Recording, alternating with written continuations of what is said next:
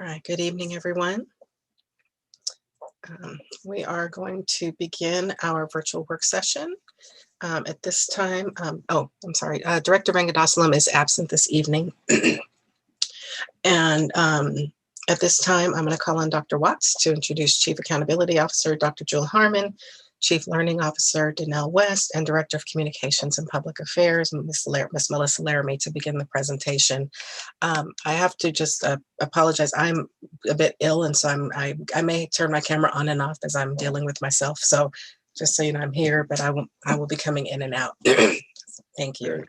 Thank you, President Daniels, members of the board, Ms. Santella, Ms. Howley, its staff and team. It is a pleasure and honor to be here this evening. And at this time, as President Daniels mentioned, I would like to call our team members, Dr. Jewel Harmon and team as well, to provide our KSD academic and student well-being and recovery plan, including Chief West and Ms. Laramie. Team, floor is yours.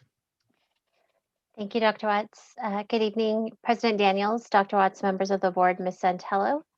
This evening, I'm pleased to present with my colleagues, Chief West and Dr. Harmon, on the KSD Academic and Student Wellbeing Recovery Plan. As a reminder, through early action on February 10th, the legislature passed House Bill 1368. The bill established the process and framework for school districts in Washington state to claim the second round of federal elementary and secondary school emergency relief, or ESSER II funds, for reimbursement of allowable expenditures. A component of the allocation and funding requirements is the Academic and Student Wellbeing Recovery Plan, which is due by June 1st. For KSD to be a recipient of ESSER II funds, we are required to submit an Academic and Student Wellbeing Recovery Plan to OSPI to address student needs due to the school building closures and extended time in remote learning caused by the COVID-19 global health crisis. The plan survey template was released by OSPI in mid-April, and this evening we have the work session before the regular meeting where the plan and resolution are on the agenda for discussion and approval. Our objectives for the work session this evening with you tonight are to review the OSPI Academic and Student Wellbeing Recovery Plan elements by each section, to identify next steps in the plan, in the recovery plan and timelines, and we will ensure that at the end of our presentation, we have time to answer questions that the board has about the resolution and the Academic and Student Wellbeing Recovery Plan on tonight's agenda for discussion and approval. Now, please note that throughout the presentation, you will see page links to where we have taken information directly from the Academic and Student Wellbeing Recovery Planning Guide from OSPI. As with other reporting requirements this past year, we have used the OSPI provided tools for support and guidance throughout the process. Let me pause. Are you still seeing the PowerPoint presentation? You're not?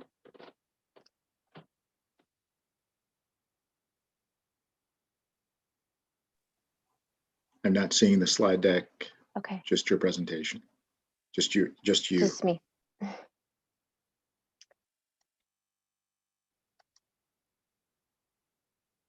Are you able? I apologize. I never stopped sharing, so I don't know exactly what happened, but we'll get right back in.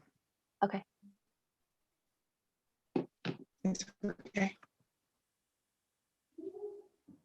Thank you, Dr. Harmon.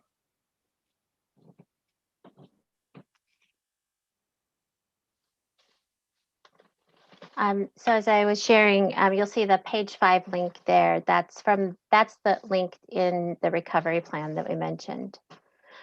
We also want to acknowledge that some of the terminology in the OSPI plan and supporting documents we want to address.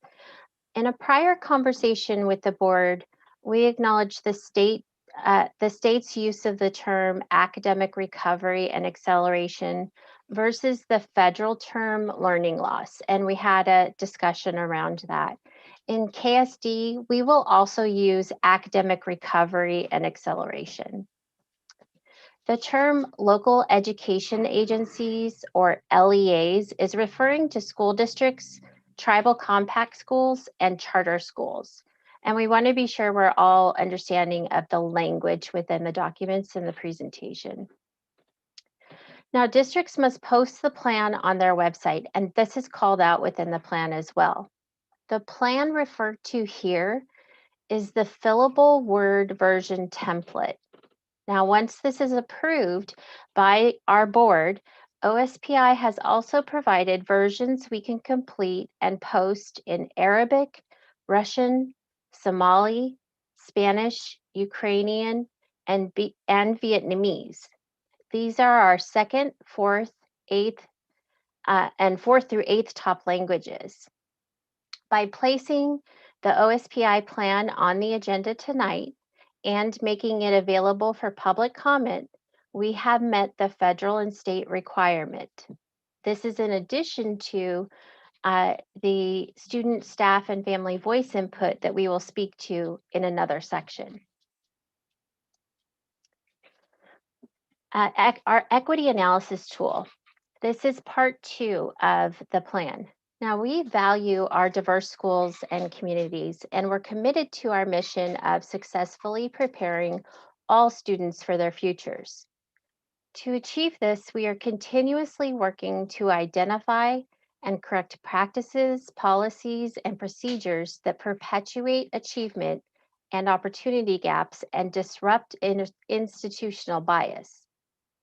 For any policy, program, practice, or decision, our KSD leaders have been equipped to consider 5 key questions. This is our equity lens, or equity analysis tool, as referred to by OSPI. Our tool is adapted from the Portland Public Schools, and it will be reviewed and updated by the Equity Council in the 2021-22 school year. Now, according to OSPI, we do not have to complete the equity analysis before the school board approval of our submittal to OSPI due June 1st, but we do need to identify and provide a link to the equity analysis tool or process we will use in the submitted information to OSPI. We are, of course, permitted by OSPI to use our own tool that best fits the needs of our context in our district. And our Equity Lens tool is available on our website.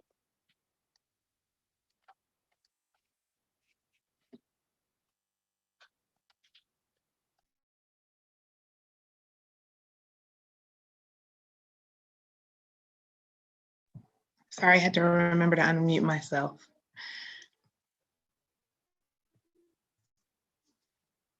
Part 3 of our plan deals with universal supports for all students. And these are supports that are considered available to all students or would be referred to sometimes as Tier 1 supports. In our plan, we have to identify these through a checklist of listed supports across the state. But some examples that are currently taking place in KSD include additional instructional time, either before or after school, common assessments, an emphasis on early learning K-4 literacy, multi-tiered systems of supports, and then narrowing the standards and professional learning for staff. Another example of that could be a morning meeting or a weekly meeting, and the emphasis of building relationships with students to facilitate that caring adult relationship that a student would have, and types of questions that are explored during that weekly meeting. Could be about how students are feeling, topics that they want to talk one-on-one with an adult about, possibly anxiety or student relationship issues, family supports, or possibly troubles that they're having in their classes that may need to be supported as well.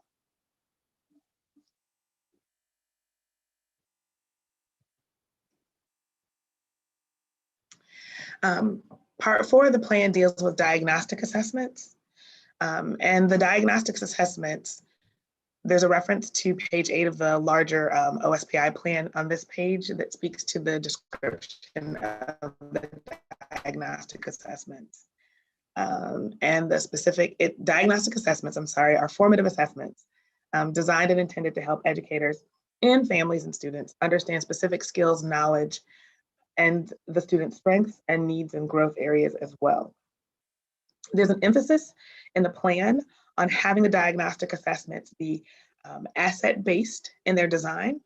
Currently, KSD assessments are not necessarily asset-based in their design, but with a shift in thinking and an emphasis on how the information is conveyed to students, families, and then disaggregated by staff, we could take an asset-based approach to sharing that information. And all that means is that we're shifting our focus from thinking about student gaps or standards that they're not quite meeting to really focusing on the students' abilities and where they may be at or above grade level, and then using those as a bridge to accessing areas where students may not be as strong.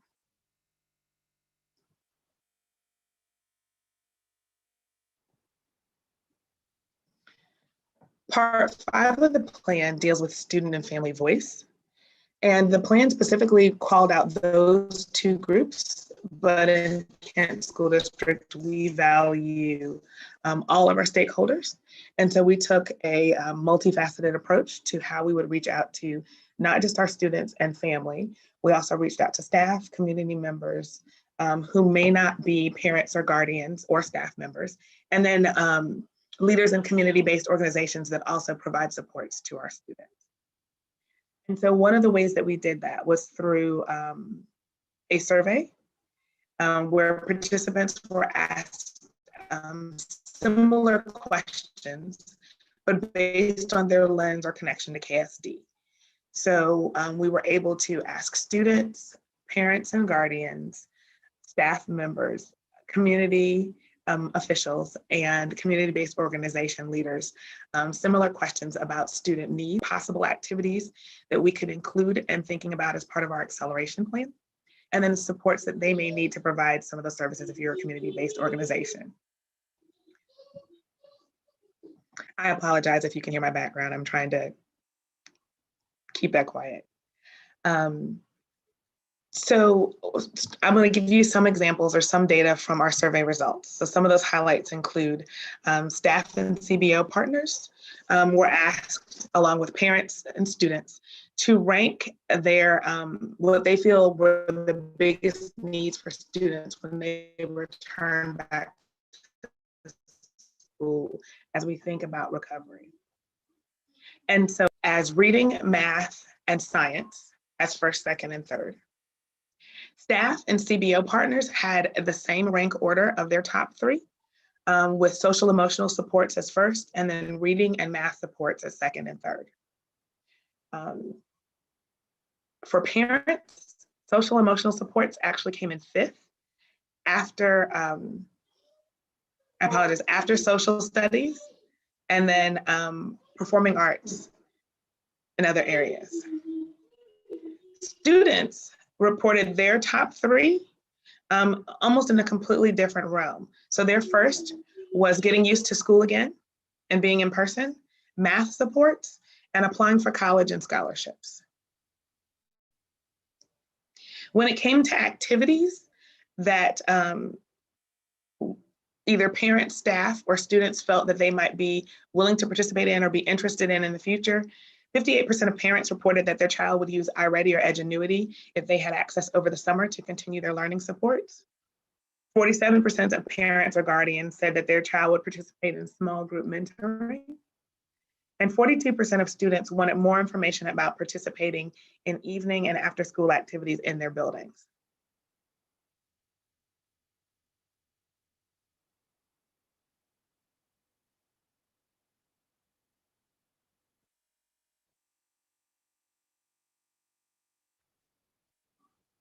And so part 6 is strategic supports for students. And that happens after we look at our diagnostic assessment data using our equity analysis lens. And then we start to identify specific supports based on disaggregated information, looking at student groups, looking at individual grade levels, looking about individual students and what that might look like, and then mapping out those supports based on input that we received from our feedback tools and looking at the data and based on student needs. And so that is actually part of the next phase of the plan that OSPI requires. And you'll hear more about that in later slides.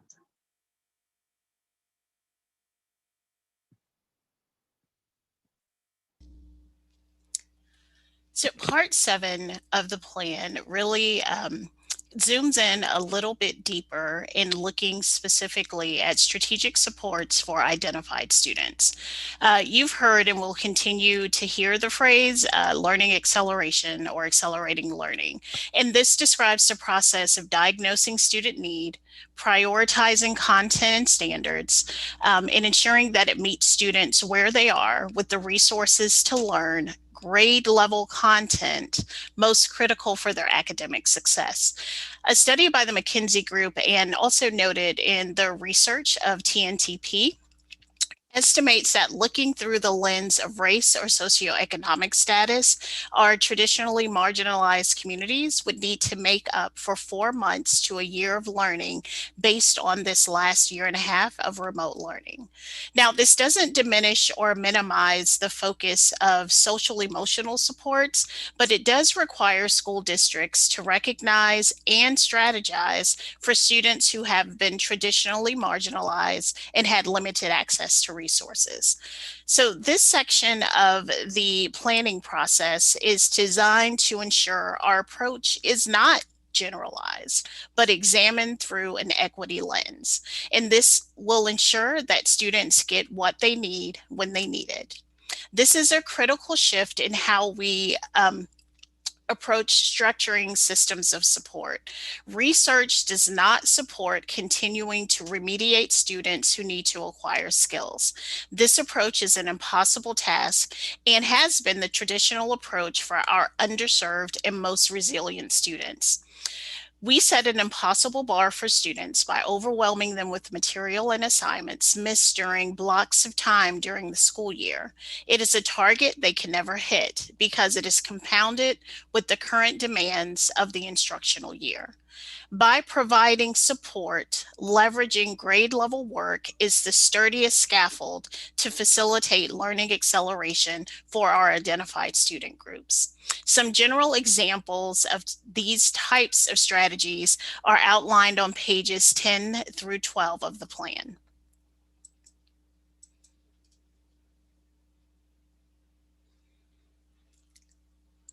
Next slide, please.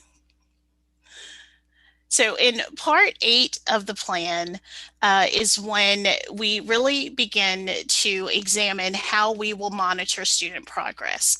So Plan, Do, Study, Act, which should be a familiar term to our board and community, supports districts, schools, and teams in learning quickly to determine what strategies and interventions to adapt and adjust for greater outcomes, adopt when they are leading to improvement, and abandon when they're not resulting in improvement. This is a reliable process that is applied by multiple industries. When Plan, Do, Study, Act is done well, it results in not only achieving desired outcomes, the process is designed to foster deep learning and improvement by all involved.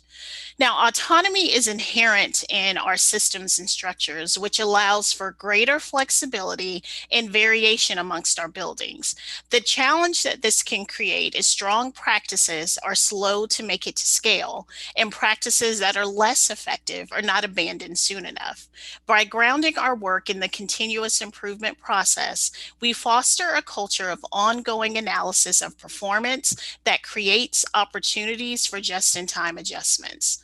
To foster stronger plans for progress monitoring, our district is committed to outlining the processes for PDSA cycles as a part of our multi-tiered systems of support support that can be supported by individual school improvement plans. Aligned assessments, data analysis, equity analysis, clear decision rules, and targeted interventions will be implemented across the system to support student academic and social emotional growth. With this approach, we can continue to support needed autonomy and monitor progress to identify points where we might need to adjust our plans.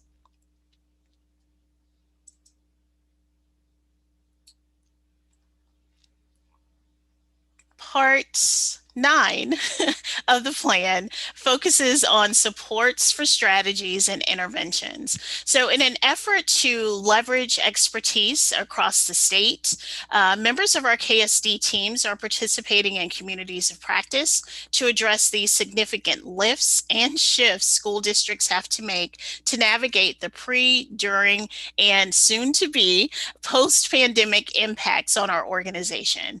A small team today actually engaged in this work, and our work will continue tomorrow. Members of our community also continue to participate in PLCs that showcase the work of colleagues within the Puget Sound region to share expertise, experiences, and problems of practice. Although this work can happen informally, we are taking advantage of more formalized opportunities to continue to learn from others in our region.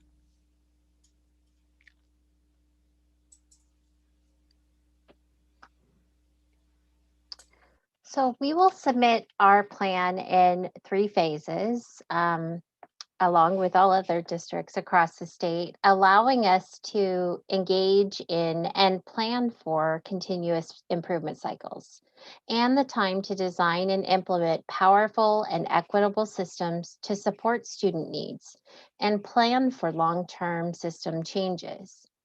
All 3 phases are iterations of one singular plan in which our district builds an initial plan, collects data, monitors progress, makes adjustments, and implements deep, sustained improvements over time.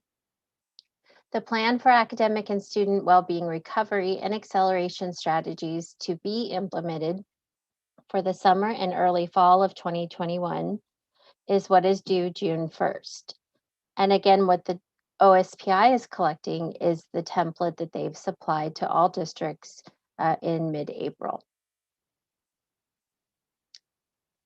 So in summary, OSPI released on April 19th the template that's due June 1. OSPI added 3 funding requirements beyond the federal requirements that make up the academic and student well-being recovery plan.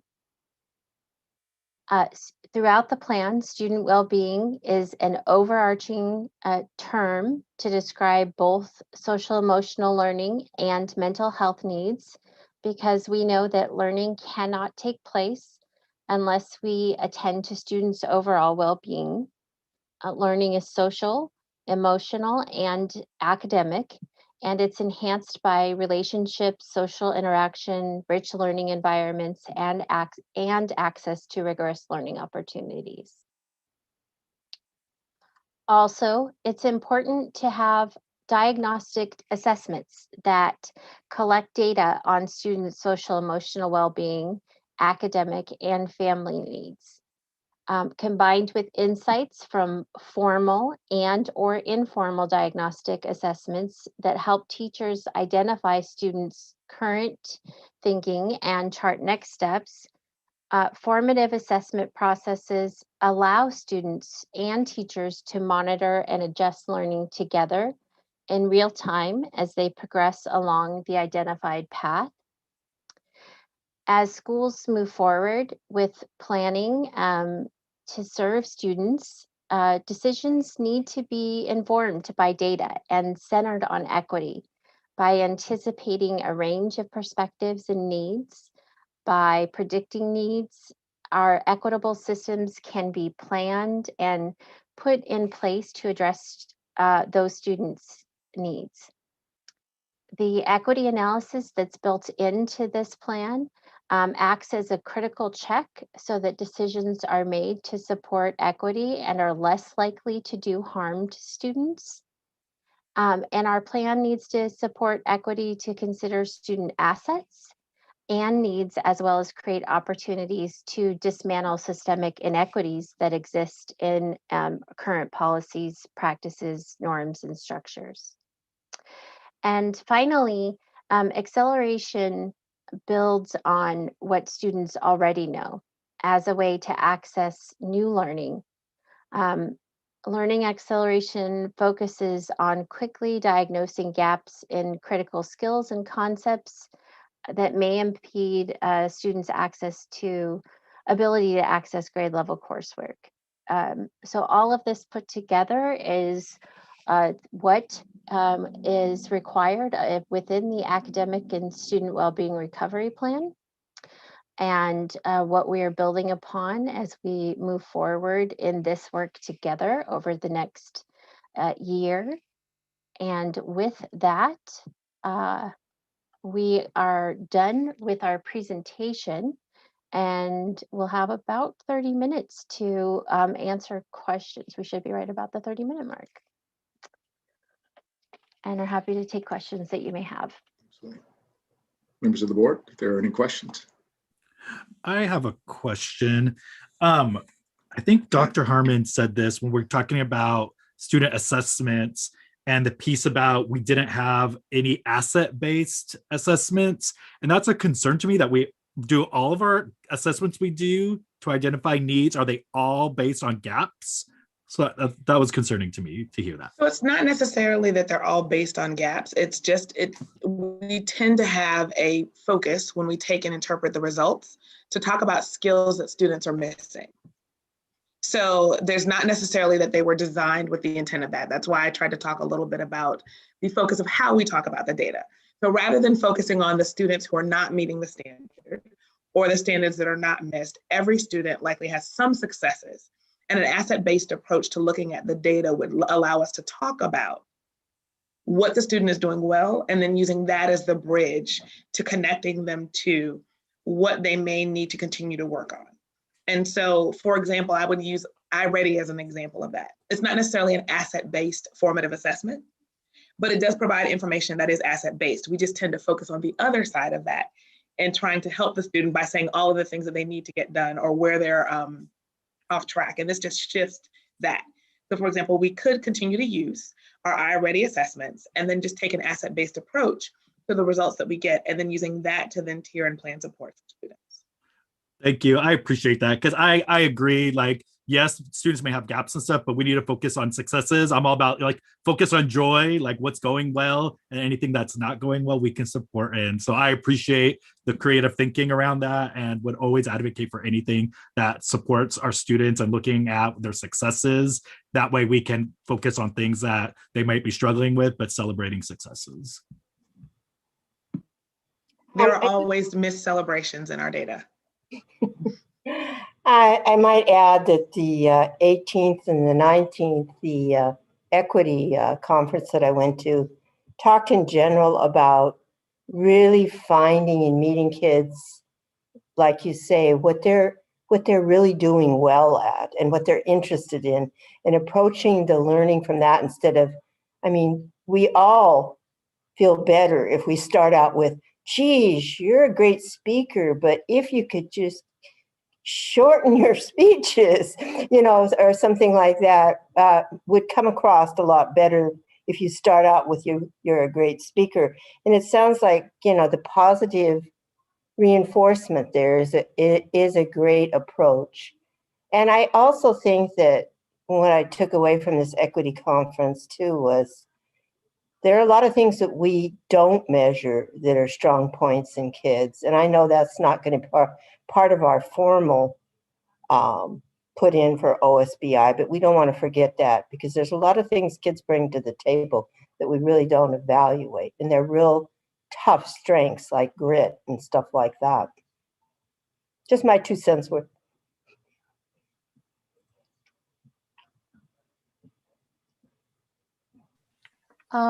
I was going to echo what Director Beno said on the asset-based. I also had those questions.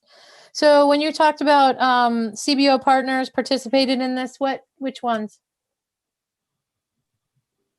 Just So- a second.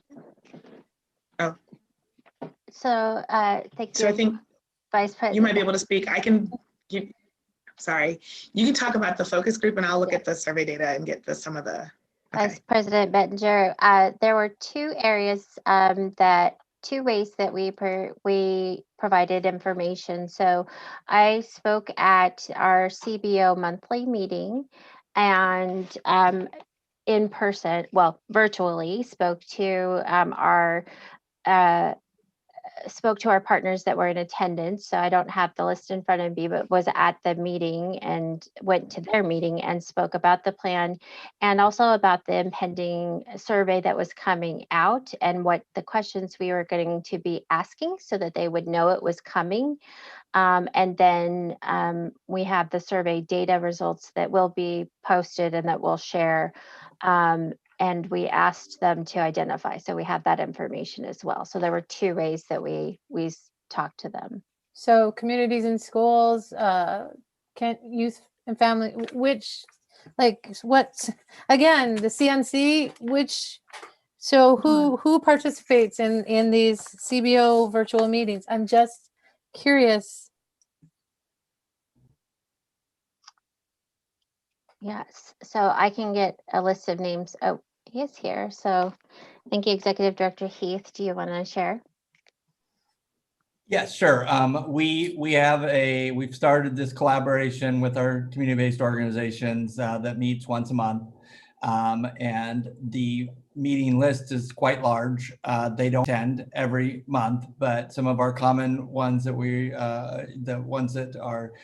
that you mentioned, Communities and Schools of Kent, Valley Cities, Kent Youth and Family Services, GEM, let's see, CNC is invited. I'm not sure if they were actually at that meeting. The city, Kent Parks and Rec, and the city, Congolese Integration Network I'm not sure if they were there, but they were invited. The CRB, our Coalition for the Refugees from Burma. So basically anyone who has expressed an interest to be invited to these meetings, anyone who is doing partnerships with our district receive the invite. And we have different levels of participation each month. So I can't remember exactly who was at that meeting when Melissa came to present for the group. Yeah, I just really wanted to know what CBOs are involved in this network. So that helps. That answers my question exactly. So my question is, where's the written plan? So if a parent is looking on the website and says, gosh, I've got a student that, we experienced homelessness for a short period during COVID, and now we have, steady housing, and my student is failing in math. Where would they go on the website to get information to support their student for the summer? Like, where's the written plan? So the written plan is actually in development per the guidelines of OSPI. So OSPI actually, like we said, considers this in stages. So stage one is doing the family engagement, looking at your equity analysis tool. Phase two is actually digging into your data. And in the 34-page planning guide, it actually talks about how the plan development is an iterative process. So it seems a little counterintuitive, but according to OSPI's timeline, there may not be a complete plan until I think it's April of 2022. I think is the last piece of this. It's the date. So we will continue to develop this. We will continue to work through these pieces. And continue to develop a plan as we continue to look at data, as we continue to do the work. So essentially, we're voting for that checklist, and we're trusting that the written plan is going. I color me skeptical because of the way the reopening plan for this year was, I felt it had gaps for students with IEPs, and, it didn't address that. And that's what I saw come to fruition. So, and that was my concern with that plan. So it's, I mean, this is the epitome in my brain of just checking the box. And it's unfortunate if there's no, this is like the lobby card and the movie is not fleshed out. And, you know, it's really hard for me to assess if I'm going to like the movie because I didn't like the last movie and didn't think it supported all our students. And so, okay, so Is basically, there a follow-up question? Yeah. I'm Vice just- President these- Bettinger, I was saying perhaps I can help explain that a little bit better. So the action that the board is taking during the regular meeting is actually the action that every school board will take across the state of Washington, because it's a requirement of OSPI that we go through the process. The resolution is actually WASDA model resolution, and it speaks to taking the action of a plan. That is the language that OSPI uses for the submission of the checklist that you described, that every district must complete and submit by June 1st. There's no text box. There's no additional piece to upload additional information. The state actually designed the tool, and we are being in compliance by following the process that they've outlined and providing the information that they've described in the order that they've requested it. We've said that we will continue to dig into our data and develop our plan operationally as per required of OSPI, but also in a way to plan that out for our students. This is just phase one of a 3-phase process. And a process that will last over the course of 3. So can the board then make a proviso that if we agree to the checklist, that we will also request to vote on the written plan for summer once it's prepared? Because again, I saw huge gaps for our students with IEPs in the written plan that was voted last August. So, you know, past behavior indicates future behavior. That's what I'm looking at, and this checklist is not comforting to me. So I would feel more comfortable if the board was willing to vote on the actual written plan. So we would have something that we could evaluate and measure against, you know. Thank you, Vice President Bettinger. If there are other board members who would like to provide additional context or input. Sorry, Dr. Watts, I'm not trying to interrupt you. I'm just Not at all. I couldn't see you, so please carry on. Just going forward here. Dr. Harmon, I'm wondering, in other districts, like you say, this is across the state, this is kind of what you would call what is asked of OSPI for all of our districts to do tonight. Am I understanding that correctly? I just need to go over this one more time so it's clear with me. Yes, so every single district, in order to begin access of their ESSER $2, must submit the exact process that we did. They have to adopt the resolution with their board, and they must actually fill out and complete what OSPI is describing as a plan, which is the survey results. So what we included on the board docs during the regular meeting is a PDF of the actual survey question answers of what we are submitting to OSPI. Now granted, another district may not check the same boxes that we've checked, but that is the process that they must follow and complete the same tool. Now we know that that's not an operational plan. It does not get into the disaggregation of different student groups, as Vice President Bettinger alluded. However, interestingly, that comes up in part phase 2, which is November submission of OSPI's plan. I actually believe that one of the reasons why the November is listed the way it is because schools across the state don't have a lot of data, don't have a lot of data. Go. Okay, go. No, not right now, go. Sorry about that. They don't have a lot of data. So when you think about what our students have missed over the past year and a half, they've missed 2 iterative cycles of smarter balanced assessment. So not only do we not have data of what they're used to when you talk about continual progress of students in 3rd through 8th grade and then once in high school, they're missing it 2 years in a row. So we are relying on what we have in-house. And quite a few districts don't have the common assessment pieces that we have with iReady. So I understand that it's not ideal what we're dealing with right now, but the state has built this requirement in a model that fits all of the districts across the state, not just for Kent. And we, like I said, we'll continue to work through this. We will continue to dig into our data so that we can continue to flesh out a plan and disaggregate and address our student groups' needs as well. And when I was looking at it again, page 6 seems to be missing grade levels on the assessments. It says the assessment and it checks the assessment, but it doesn't show what grade level that assessment will be for. There's one of the boxes on page 6.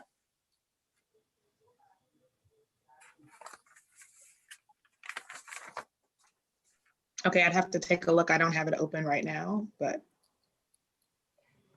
Going back to my original question here, because there seems to be a tremendous amount of scrutiny and questions from our community, Dr. Harmon, could you kind of help me to understand how we can communicate to our public and our parents that what we are doing and when we will really have a complete plan or the process? I mean, is there a way to project this out to our community so they understand if they're looking, we're all looking for real answers. And this has quite frankly been a couple of very interesting years for a lot of us. And I think sometimes the public doesn't get the whole picture of what goes into trying to develop all this and all that. And they want to go to a link or something and they want to see an actual thing in front of them. And perhaps with this, is there a method we could put out to kind of walk them through so they have a better understanding? I mean, I need help in this area. If you could, delve into some of your expertise, communication, whoever wants to chime on this, I'd like to hear from you tonight, please. I think Ms. Larmy actually talked about how we can utilize our school district website to bring our stakeholders, our community along with us through this process. Because I think what we have to, although I believe we're coming to the tail end of this pandemic, how we recover from this and our plans for our students it's a race, but it's not a sprint, it's a marathon. And so it would be, I think, remiss of us or any district to try to develop a plan in 2 to 3 months for how we will spend dollars and support our students over the next 3 to 4 years, especially if we haven't had the time to look at the data. We haven't finished the year. And so we are phasing in that approach. And I think, like I said, that maybe we can think about how we bring our public along as we go through each phase of this, so that they will understand those pieces. And we've already talked about the I guess, parallel path of this as well, is actually how we plan to utilize our ESSER dollars to support this work. So like I said, in the survey, we started asking our families, we started, hold on just one.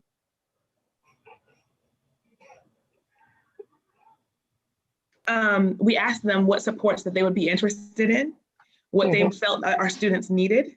And we asked that question of our CBO partners, our parents and family. We asked it of our staff. We asked it of our students. And so that gives us an initial phase of what we think we might want to start providing supports, but that can't be the be all end all. That's not enough information to serve 25,000 students. So we've got to continue that work. And like I said, I think it's just how we bring our public along. Sorry, Melissa, go ahead. Yeah, so I think when we made the ask for the survey, we did also make it clear that this was part of the why we were asking is because it was culminating in this process of complying with the OSPI, the legislative mandate that the plan be approved by the board tonight, and we're clear in the web article and in how we shared that it would culminate in the evening tonight with the work session and the board approval. So closing the loop and going back and saying, here's where we landed, here's the plan, and all of the languages that we can provide, here's the survey results, and here's what they said. I think it's tremendous when we look at the number of, pretty standard as far as percentage-wise percentage-wise, when we look at the total number of survey responses, particularly right now when we've had so many different thought exchanges, so many different surveys going out right now, I think it's great that people are engaged, but really when we look at, we had nearly as many students respond as we had employees respond. So that student voice and paying a lot of attention to what students are saying about what it is that they need, and really spending time going back to the groups and looking at who we met with, like our task force, our principals association, and making sure that they have access to those results and see, because we'll want to make sure that in the planning process we continue to engage with our groups as well, as that makes sense. But we know that from an instructional standpoint, like there's a lot of input that we need to continue to get over the next 3 years, because this is PDSA. We go back and we go through the cycle.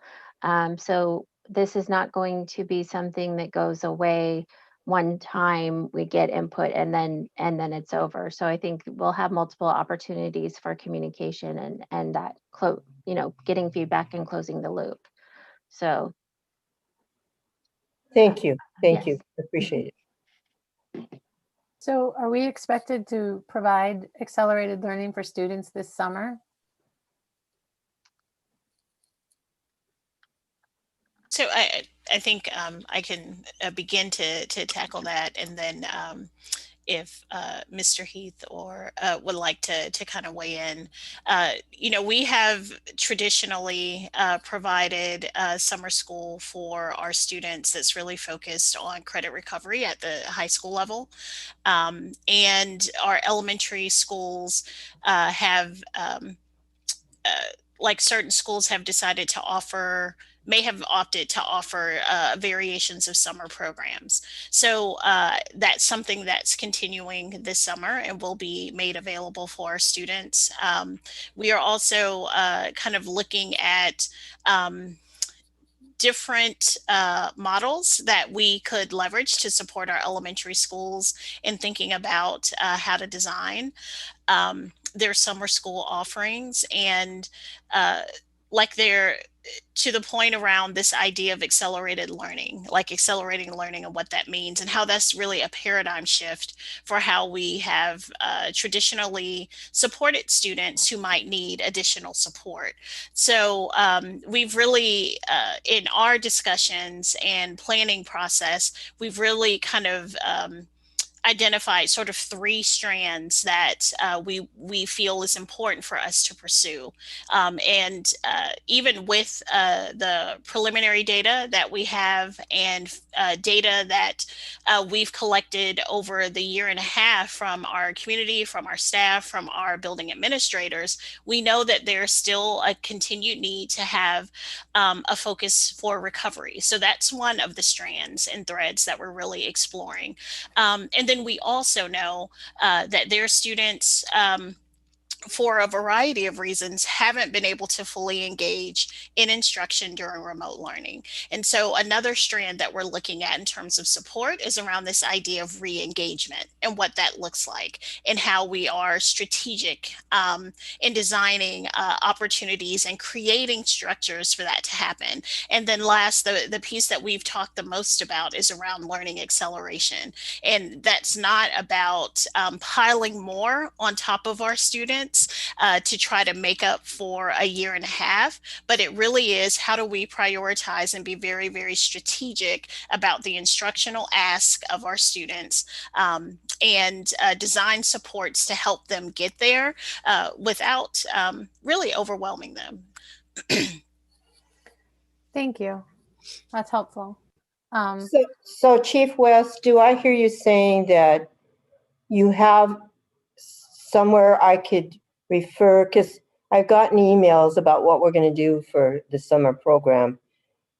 And again, the website is a challenge for me. There's a lot of information on there, and sometimes there's so much it's overwhelming. But is there a place where I could refer parents that are asking these questions to kind of see what's coming for summer, or are we too premature with that yet? I'm gonna tag in Mr. Heath on this one because he leads our summer school programs. So I'll correct a little bit. I don't necessarily lead the summer school programs. This is a joint effort that the executive directors have taken on in terms of trying to understand what offerings we could offer this year.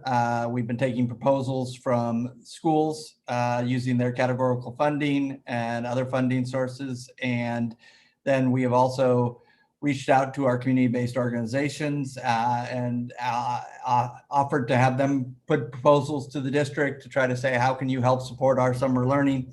It's all starting to come together, and within the next week to 2 weeks, we should have a much clearer plan that we can start communicating to the public. So it's in the works. There's a lot of people working on it right now.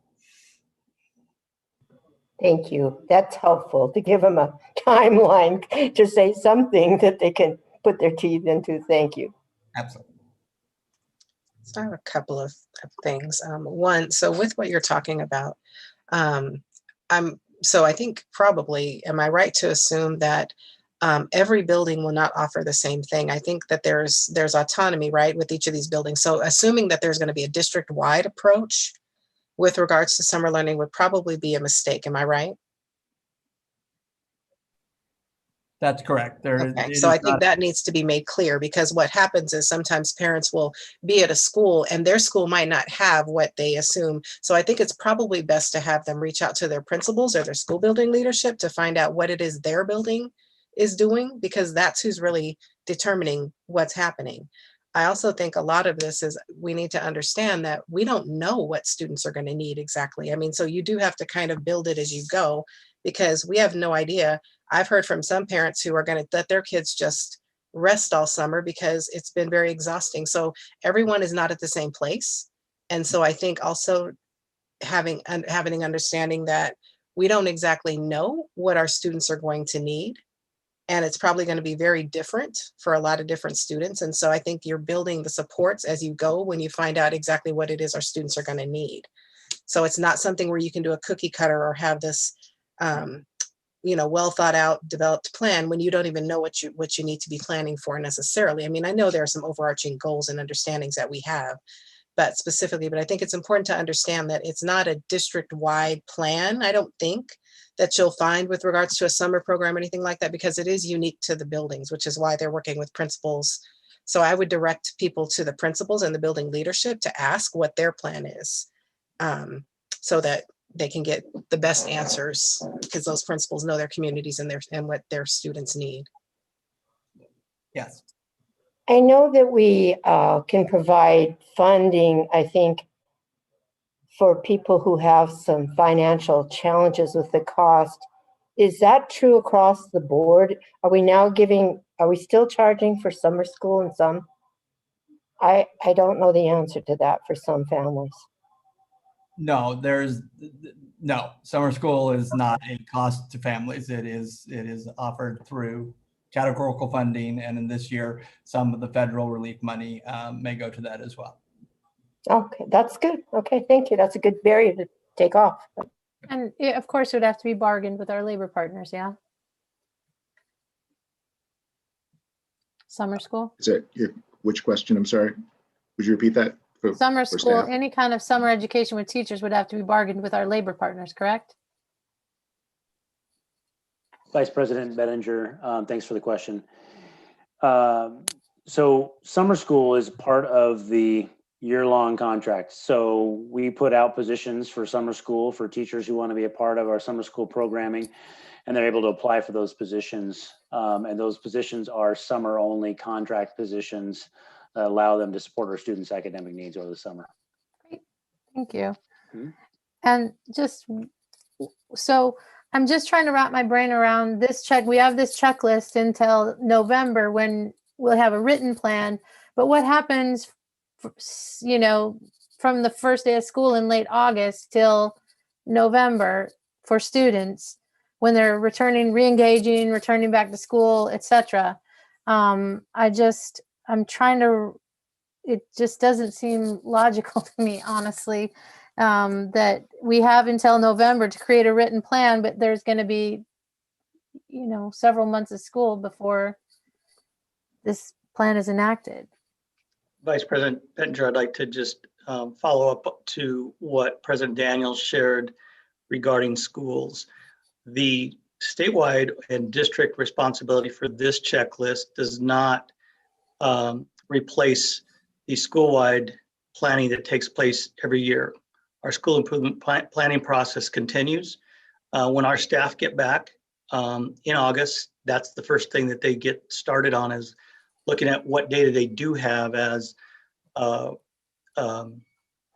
Harmon mentioned, they do have some data that they can act on, but there is planning going on that will be taking place in order to fulfill the school improvement planning process. So that will be taking place. Obviously, it will be coordinated with its statewide district plan as well. Thank you. You're welcome.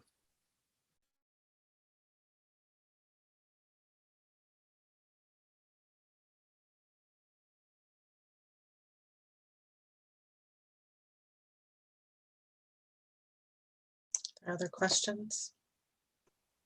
I just have a comment, and I want to thank everybody for presenting tonight and answering our questions. And this is so important to our parents and our kids and our staff, so thank you.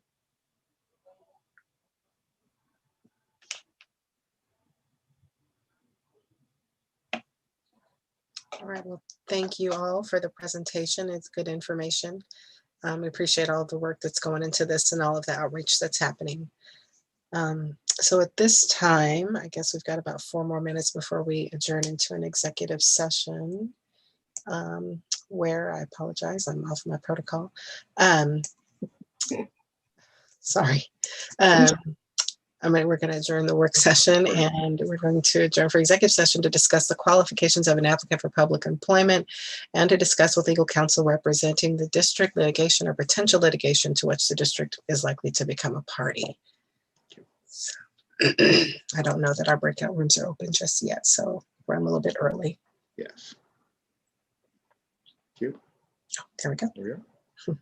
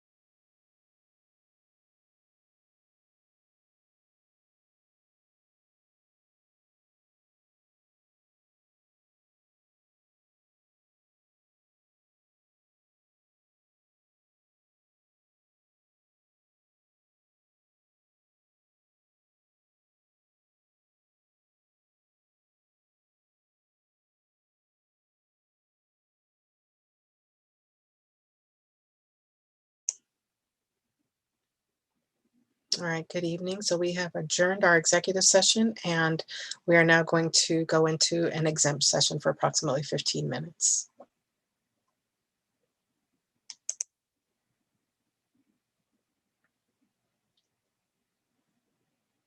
So we just click on the little 4 squares and rejoin the breakout room.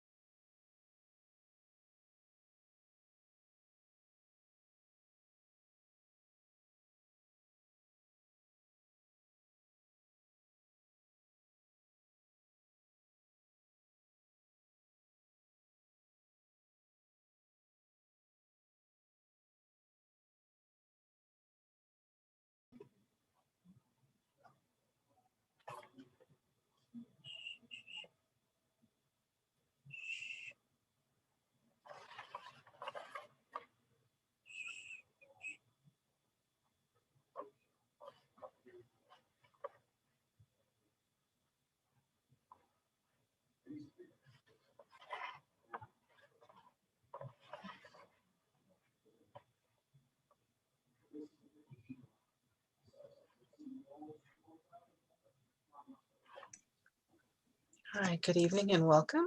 It is now 7 p.m. and I would like to call our board meeting to order for the evening. Director Hamada, would you please say the pledge? We all please rise. I pledge allegiance to the flag of the United States of America and to the republic for which it stands, one nation, under God, indivisible, with liberty and justice for all. Thank you. I'd like to welcome our audience to our meeting tonight. And Director Benno, would you please read the land acknowledgement for us this evening? Of course, thank you. We acknowledge that we're gathered upon the ancestral lands of the Muckleshoot Indian tribe who historically lived throughout the area between the Cascade Mountains and Puget Sound. And I would just encourage everybody to kind of know what ancestral tribes that they're on. And there's different resources to find that. Thank you. Thank you, appreciate it. At this time, I'm going to explain our process for audience participation. Welcome to all. This is a meeting of the Kent School Board, which is held in public to comply with the Open Public Meetings Act. The purpose of board meetings is for the board to conduct its business in public. During the meeting, the board will listen to, but not respond to comments from the audience. Those wishing to comment must complete the online form as indicated on the district website and in BoardDocs. Tonight, there will be 2 periods where public comment will be heard, at the beginning of the meeting and at the end of the meeting. Questions raised through public comment addressing an issue may require further investigation, and staff will contact you to follow up. If you indicated a desire to speak to an agenda item, your comment will be read at that portion of the agenda. General comments tonight will be read during the audience communications sections of the agenda. Dr. Watts, are there any changes to the agenda this evening? Thank you, President Daniels. Yes, please know that a supplemental personnel report has been added to the agenda this evening. Thank you. Does that need a board member to make a motion to add the supplemental report to the agenda? I move that we add the supplemental report to the agenda tonight. I'll second. Thank you. It has been moved and seconded. Is there any discussion? Yes, I have a discussion comment. Just to note that we continue to violate policy 1420, adding supplemental documentation provided to the board 3 days before a meeting. It's something I have continued to state, so that is going to be the reason for my vote on this matter tonight. Any additional discussion?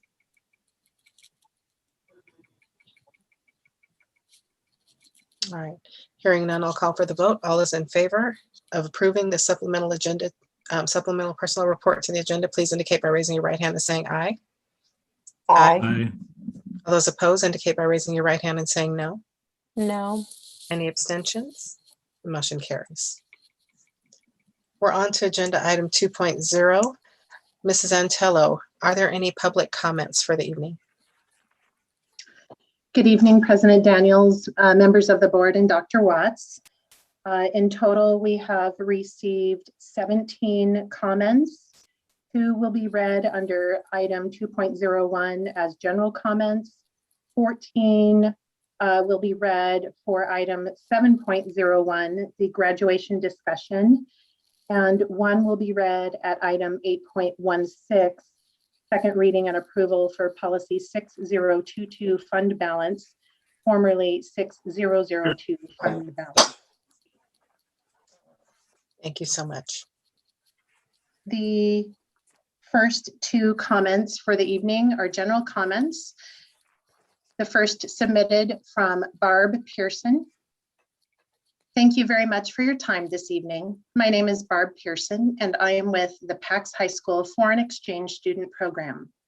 I am also a fellow educator of 36 years and am acutely aware of the current issues facing you with the pandemic, opening schools, and community safety, as well as the challenges ahead with opening full-time, distant spacing in classrooms, masks, safety, and logistics in the fall. In reference to no longer enroll exchange students, I'm requesting you reevaluate your decision and at least put on hold until a later time. We still do not have a clear picture of fall 2021. It seems daily you are faced with new decisions as you end the year and for next fall. I feel canceling this program is premature, and I would like the discussion reversed or put on hold as more data comes in and vaccines are distributed. In all the years I have worked with your community and schools, it has been a very enriching place for my students. Your school district is a U.S. States Department Medallion Award recipient for the inclusion of both Flex and, yes, Global Scholarship students. This is awarded to districts dedicated to diversity and cultural awareness and committed to creating a better understanding for a better world. Not taking students would deprive you of that standing. I would especially appreciate if at this time you take one of these students back next year. This student was enrolled last year for Kent Lake High School. As the student and the student's host family excitedly prepared for their arrival, the pandemic hit and doors closed. There was new hope when the U.S. State Department was able to defer this student to this year. The student and host family have a chance to do the year together once again. Please do not let the door close on them for a second time. After this year, the student will age out and lose the eligibility to come. This year, we were able to provide a safe and enriching year for 17 exchange students who came and attended local high school. We will be fully equipped next year to provide the same for our incoming students, no matter what form or fashion the year may begin with. I have sent to you all the information from the State Department and our program concerning honoring all health requirement needed for the students to attend your schools with all safety in mind. Please review the information I have sent each one of you this morning. Ms. Pearson also provided her contact information. The second comment for this item is submitted by Jennifer Idzi. I am a concerned parent of 4 children in the Kent School District, very active in PTA, and am on the Back to School Task Force. I have concerns about our elementary school processes this current year and hope these concerns are changed in the 2021-22 school year. Number 1, our hybrid elementary students are having to do PE in their classrooms with desks and chairs and about 2 feet away from their peers. This is not a proper level of physical education for our young students. My child is unable to raise her heart rate and can't fully do any exercises in her classroom. We have had such nice weather and an entire outdoor space and gym, and these students have a fully remote teacher and exercises at their desk. If they aren't going to be receiving physical activity, then we should substitute this class with something else. I respectfully ask that students are able to run and exercise during PE next year, and PE teachers are in buildings.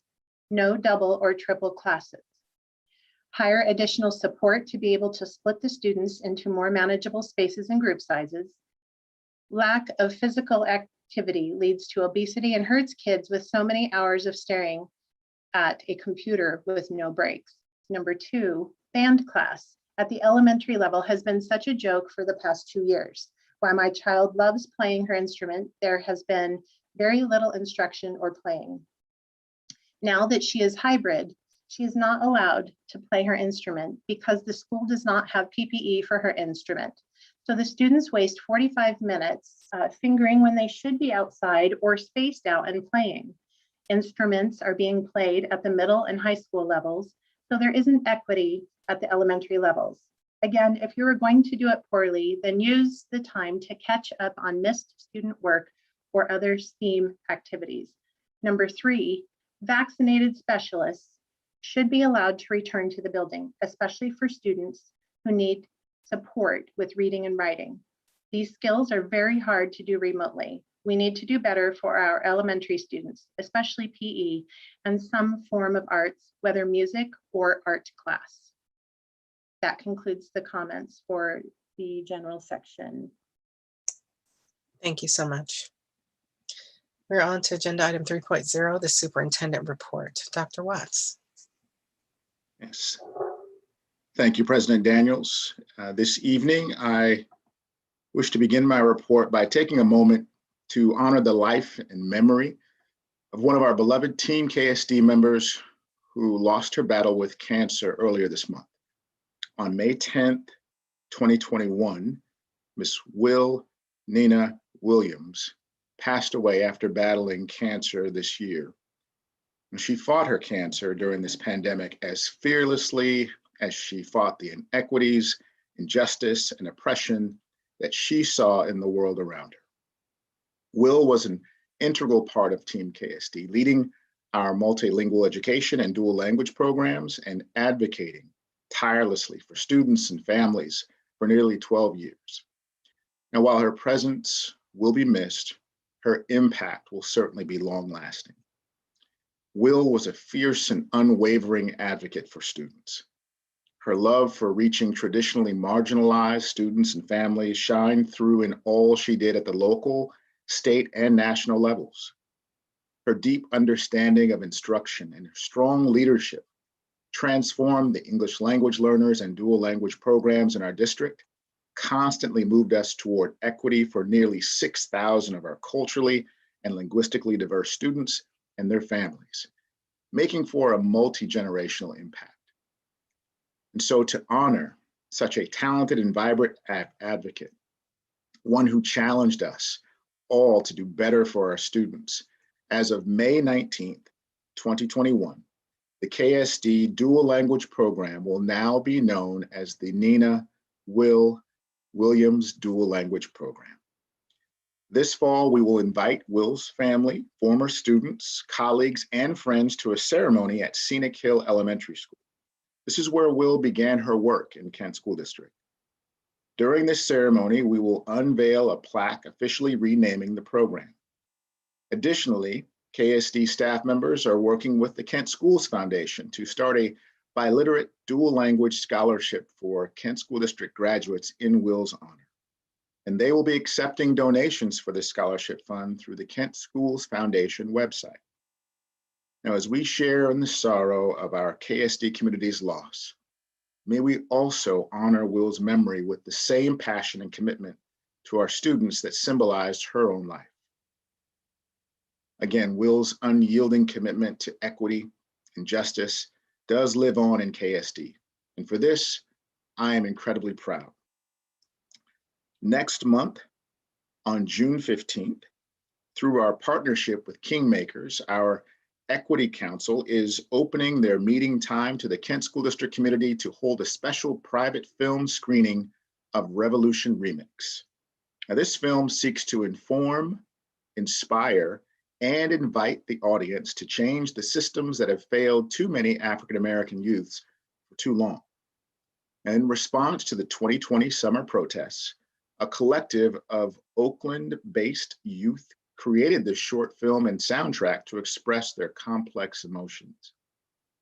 Now, during this once-in-a-lifetime moment in history, when youth mental health, affirming education, and the very right to life are under attack, every adult working with young Black people should pay attention to this rare opportunity to hear their cry, to understand their struggle, and to be inspired toward positive action. This film will be the centerpiece of a co-sponsored community event that aims to showcase the partnership with Kingmakers of Oakland and celebrates the importance of uplifting and amplifying the brilliance, the talents, and the leadership of African-American youth. The event will also include a special panel discussion featuring artists from the film and a local KSD youth and Kent community stakeholders. Event registration information is also available on our website. Now, earlier this week, on Monday, May 24th, 211 Kent School District area youth received the COVID-19 vaccine at our school vaccination clinic at Kent Meridian High School. Please note that we will host our second school vaccination clinic offering Pfizer COVID-19 vaccine for all KSD students who are 12 years of age and older tomorrow, Thursday, May 27th, from 3 p.m. to 5 p.m. at Kentwood High School.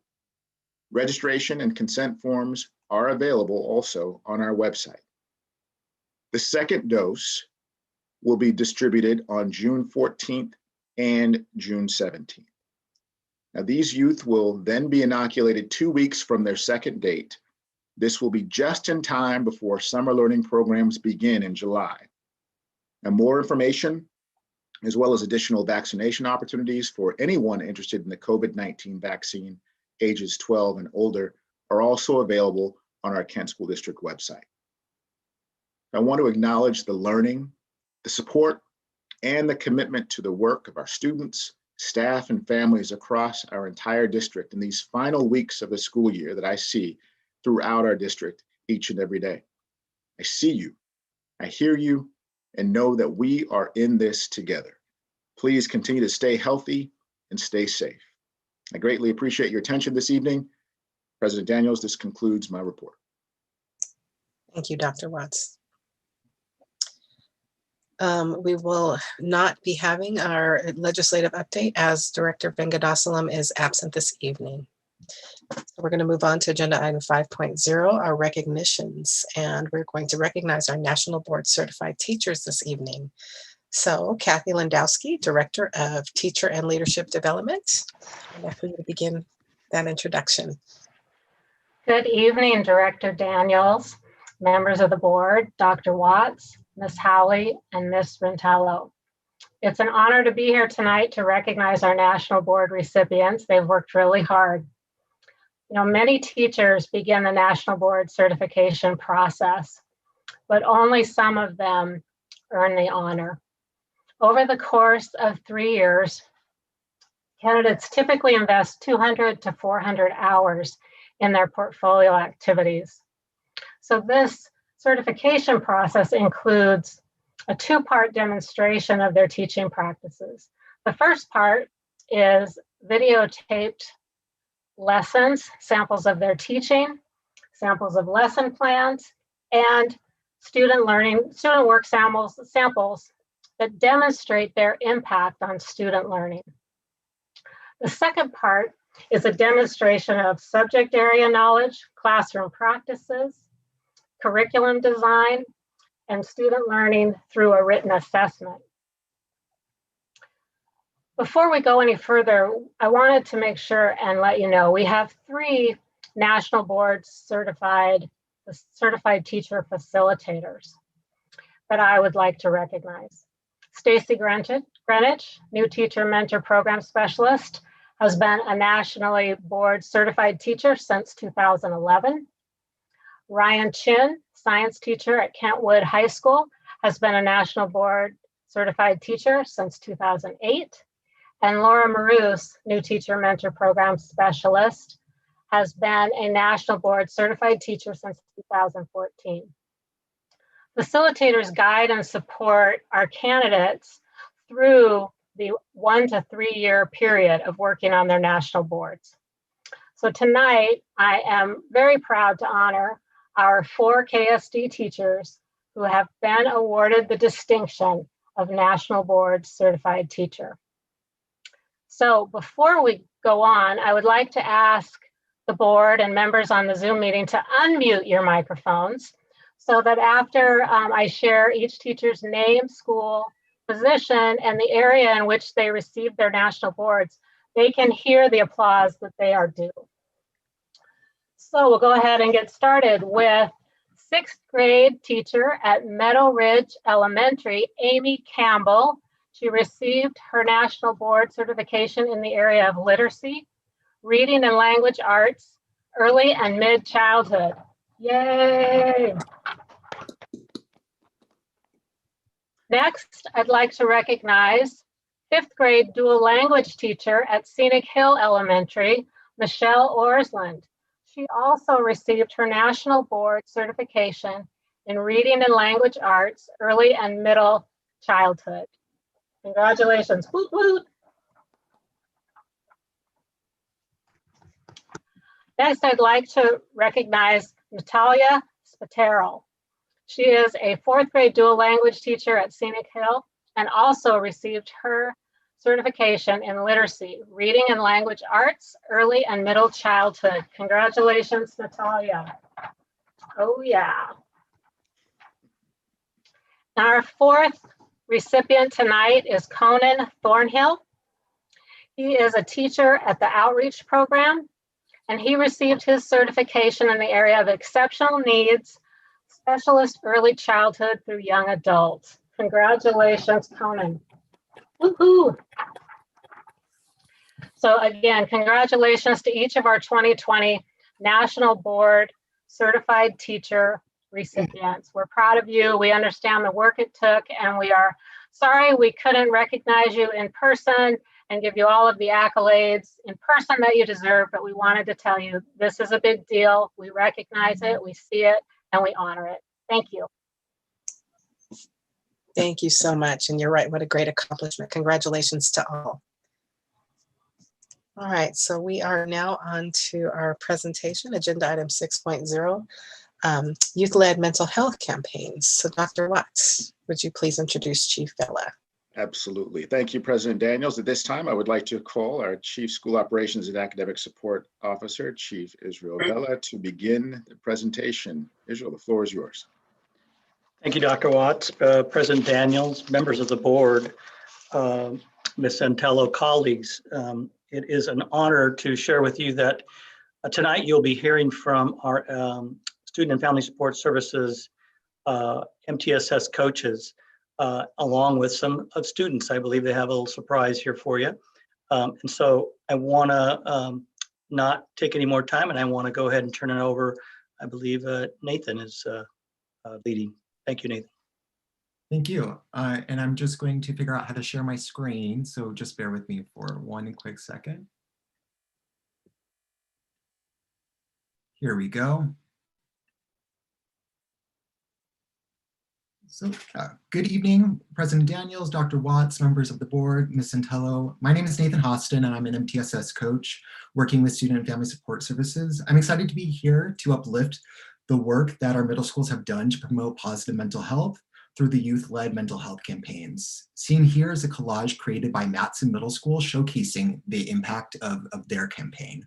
But we're gonna have more examples of that in just a moment, and student voice in just a moment as well. Oops.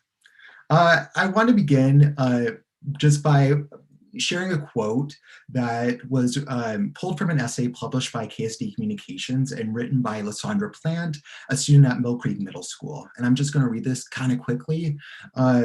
But it says, sometimes there isn't really a fix for our emotions. Maybe we don't think we can shake off the feeling of sadness, or there isn't really a way we can.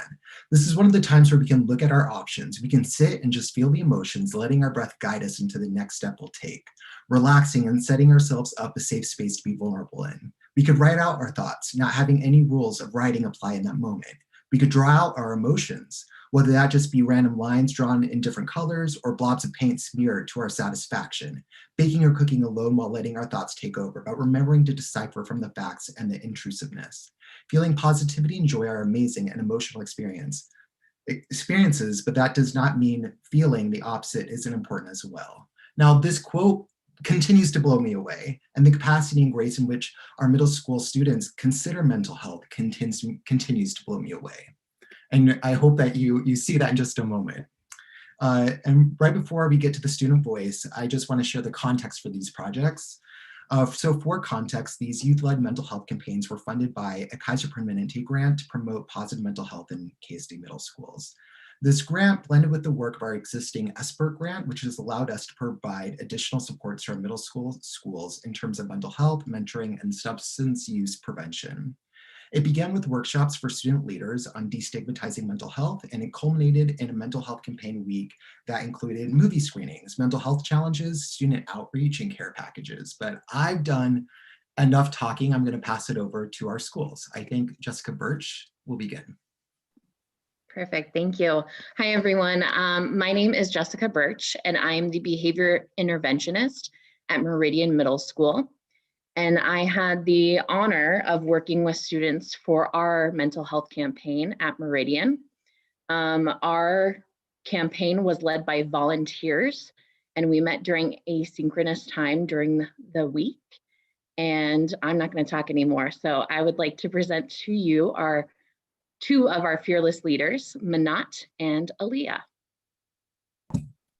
Hi, everyone. My name is Aaliyah Sadoun.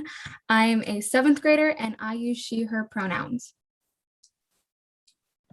Hi, my name is Manat. I go by she, they pronouns, and I'm really glad to be here today.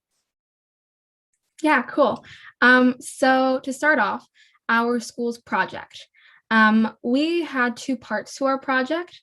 Our first part was the mental health week. So we had a week full of activities relating to mental health for the students at the school. Monday, we had our themed lunch where the students virtually had their lunch and had a conversation with other students about mental health. And that was pretty neat to just have a discussion about it. On Tuesday, we had our Teen Link talk. So a Kent Meridian High School student talked about Teen Link, which if you don't know, it's a local, I'm pretty sure it's in Seattle, Seattle-based organization. It's a hotline for teenagers revolving around mental health. On Wednesday, we had our war class lesson. So this was during school. And our war teachers, they talked about mental health and we had another chance to discuss it with classmates.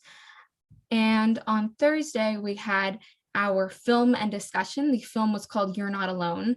It was a very beautiful story about 4 young people who share their mental health journeys and hopes of encouraging others to get help for their mental health challenges.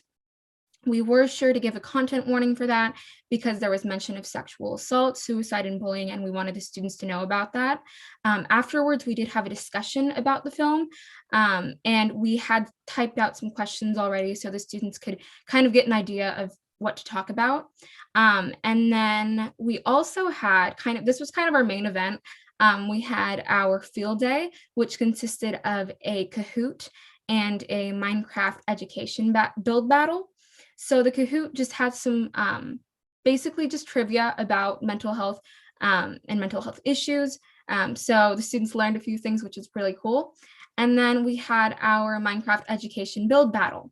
So that was essentially a lot of students came and they split out into groups and each group was in their Minecraft world. And the task was to build like your safe space. So like where you would go when you need kind of a break. And some students, they had like flower beds because the smell was nice and it was relaxing. Some students had like a waterfall in their little Minecraft world. And then we had some staff come and judge it, which was pretty fun for the staff to meet the students.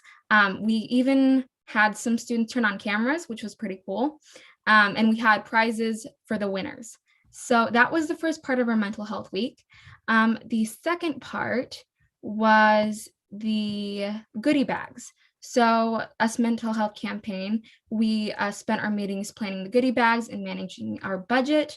In our goodie bags, we had a koala plushie, which if you don't know, a koala is the mental health mascot. We had a few fidget toys, a couple of snacks, and a small booklet filled with hotlines for counseling and mental health, rape and sexual harassment and assault, LGBTQIA+, suicide and self-harm, and more. And it's a really cool little booklet. It's like a pocket book, and it has like all these hotlines in it, which is perfect resources for the students. Myself and another in-person member of the mental health campaign helped to distribute them to all the 6th period classes. The remote students got them the day after during distribution day. So that was kind of how our mental health campaign worked at Meridian. I'll pass it on to Manat for the next part.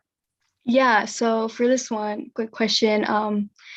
The project let not only us, but the other students that we weren't alone during this hard time, especially since how long it's been that we've been doing online school. And it's been harder because some people prefer doing learning in person and it's easier for them, especially people who are diagnosed with any type of disorder, especially that. And the next question is how the project impacted us. And definitely almost all of us were having a very hard time during this time. And especially since we came together, it made us realize that we weren't alone about how many problems we had. And we're happy that Yeah, thanks, Manat. And finally, how would we like to see our work grow? So as Manat talked about, our work was really impactful at our school, and we'd like to work towards making our school even more impactful with mental health campaigns throughout the whole school district. We can do this by having a mental health campaign district-wide and annually, and advertise being a planner more. This year it was virtual, so it was harder for students to get involved because some students don't really check their emails, so it was a little hard to get them involved.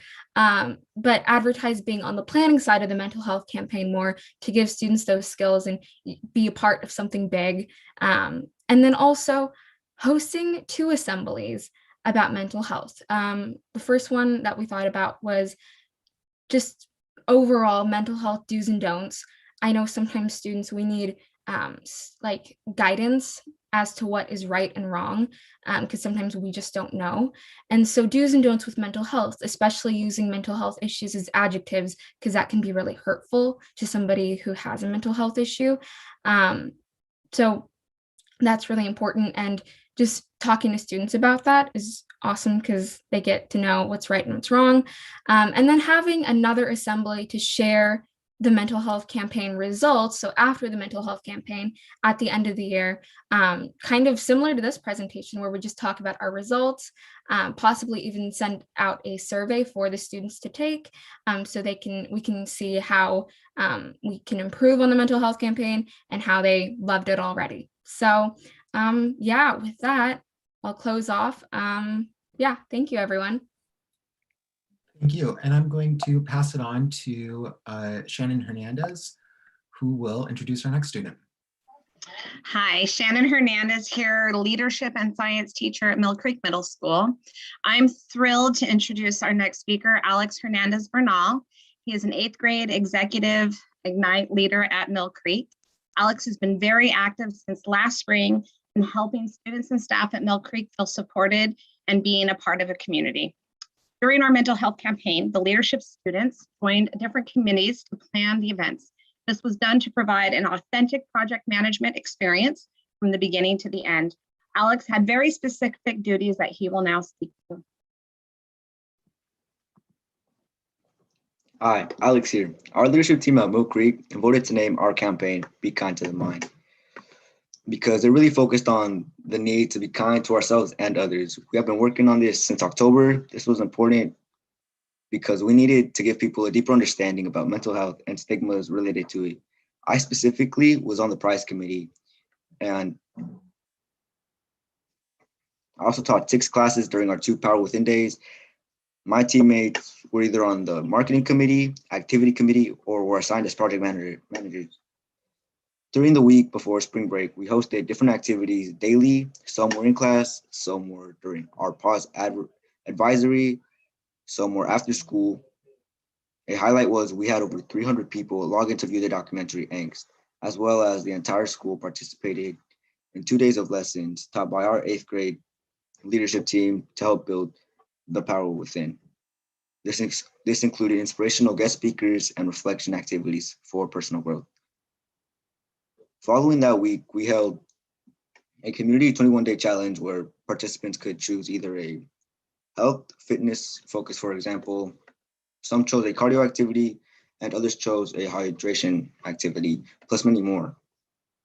We also had creativity challenges and thoughtfulness challenges. People were able to sign up for more than one challenge to receive participant and raffle prizes. We had over 150 staff and students, also community members, join the challenge. Something I noticed that I feel changed because of this campaign was students communicating differently on social media. Before this campaign, for example, people would just throw out kill yourself, or they would throw shade at mental health because they weren't really educated. But now after this mental health campaign, people don't use them anymore because they got the opportunity to learn about how it affects people. I personally would love to see this project grow, not only in our school, but in our community by having it done annually by our 8th grade leadership classes. They can even change the theme or the name just as long as they keep doing it annually. Overall, I'm glad I got to participate in this campaign because it made me feel that what I was doing mattered more than myself. It made me feel good that we are able to share with the community what we were doing and how mental health really works, and that people go through these kinds of things every day.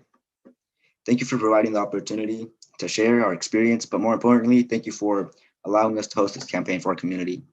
It truly made a difference on how people view mental health, and it changed lives as well. Thank you, Alex, Aaliyah, Manat, and Shannon and Jessica.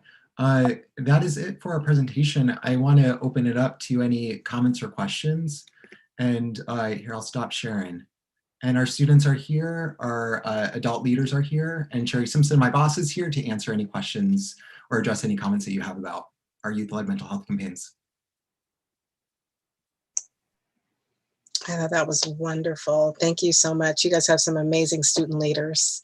It's nice to be able to highlight and see them. We need to do more of that, have more students often. So I'm wondering, I know, Alex, you mentioned the social media change, and that's what really stuck with me because I know a lot of things happen so much on social media. Is there a thought about maybe continuing this? Did you have a social media campaign part of it, or did I miss that? I'm wondering if either one of the groups had maybe a social media campaign or something that they were doing to lend it to that, to do the social media thing. We did create a social media account for the mental health campaign, and we posted on it daily. You did? Okay. Was there a lot of interaction, or did you notice? I mean, were a lot of students being involved? It was mainly students from our leadership class, but a lot of students from school also followed it. Okay. Okay. And what about the other ladies? What about the other school, Meridian? Our school didn't have a kind of social media part of it. That is a very good idea, though, and possibly we could do that next year if this continues, which we really hope it does. But all schools could have a little social media campaign. That would be really cool, and I think it's an awesome idea. Thank you. I'd just like to say and piggyback on what President Daniel said. It's great to have kids here. I feel really alive when I'm talking to my students or kids. And so I appreciate all the presentation and all the good works and you kids stepping up to take leadership and learn about project management. Wow. Not only did you learn about mental health, but you learned about project management and doing this too. I think anything like this needs to be sustainable and built upon. If you have success, let's keep the ball rolling. So if I can be of any help with that, I'd certainly like to wave the banner to keep it going. So thank you again. I want to thank the adult leaders for their help in this, but I specifically want to thank student leaders, and I want to thank Manat for discussing what the impact was on you and your school. And Aaliyah, I want to thank you for your detailed daily report of what was done. And Alex, I want to thank you for talking about your role and teaching. I think it's really important to get accolades for the things that you do and that you're good at. And so I appreciate you coming here and reporting to us. I think you did very well, and I'm really appreciative of what you had to say about mental health. I'm a teacher in my real job. I teach health, so I talk a lot about mental health, and I teach psychology, which of course is all about the mind and behaviors. So I really appreciate hearing about student-led efforts about mental health. Please connect with me about how I can support you in doing this next year. I'm happy to be there and support you all in this great work. But thank you so much for coming and presenting. I appreciate your hard work. I would echo all of that. Aaliyah, Alex, Manat, thank you for being student leaders. It's so exciting. And again, I would echo similar sentiments. If there's anyone in this virtual room that can talk about the Kaiser grants, and if we can apply for that again, or if it's an ongoing grant, I think I remember voting for it, but again, that was probably a long time ago. Thank you for our teacher leaders too, for supporting these students and really giving them a chance, a voice to do this. And so, yeah, that would be my biggest question. And I guess I have one question for the students if they want to answer, like if you were rulers of the world, what would you want to, would you want this to be just a week thing, or would you want this to be longer?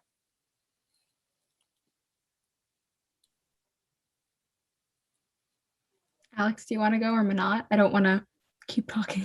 Oh, ours was a little longer than a week, but yeah, it being longer than a week would spread more awareness.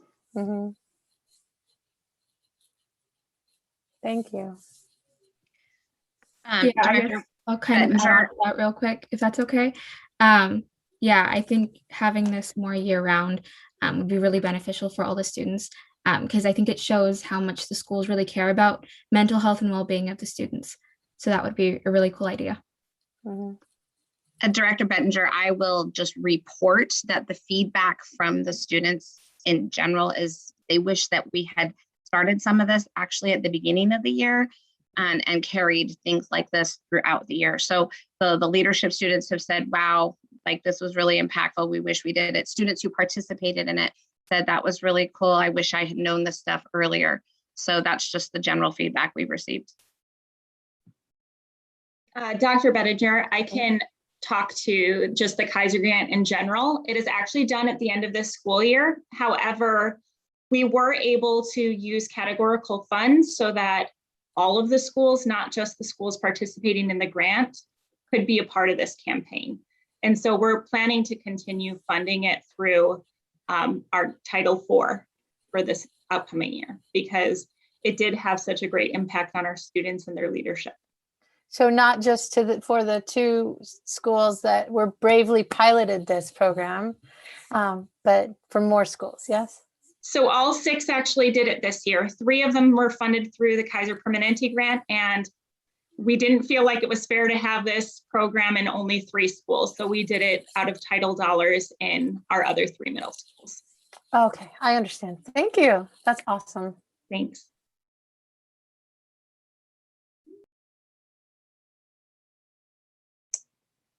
Other questions, comments? Well, thank you very, very much. I appreciate it. Look forward to hearing more about it. All right. Thank you, team. I just want to say thank you for giving us the opportunity to come share with you guys. Absolutely. It's really good to see you and come back. All right, we are on to agenda item 7.0, our discussion around graduation. And I understand, Ms. Santello, there are 14 public comments to be read at this time.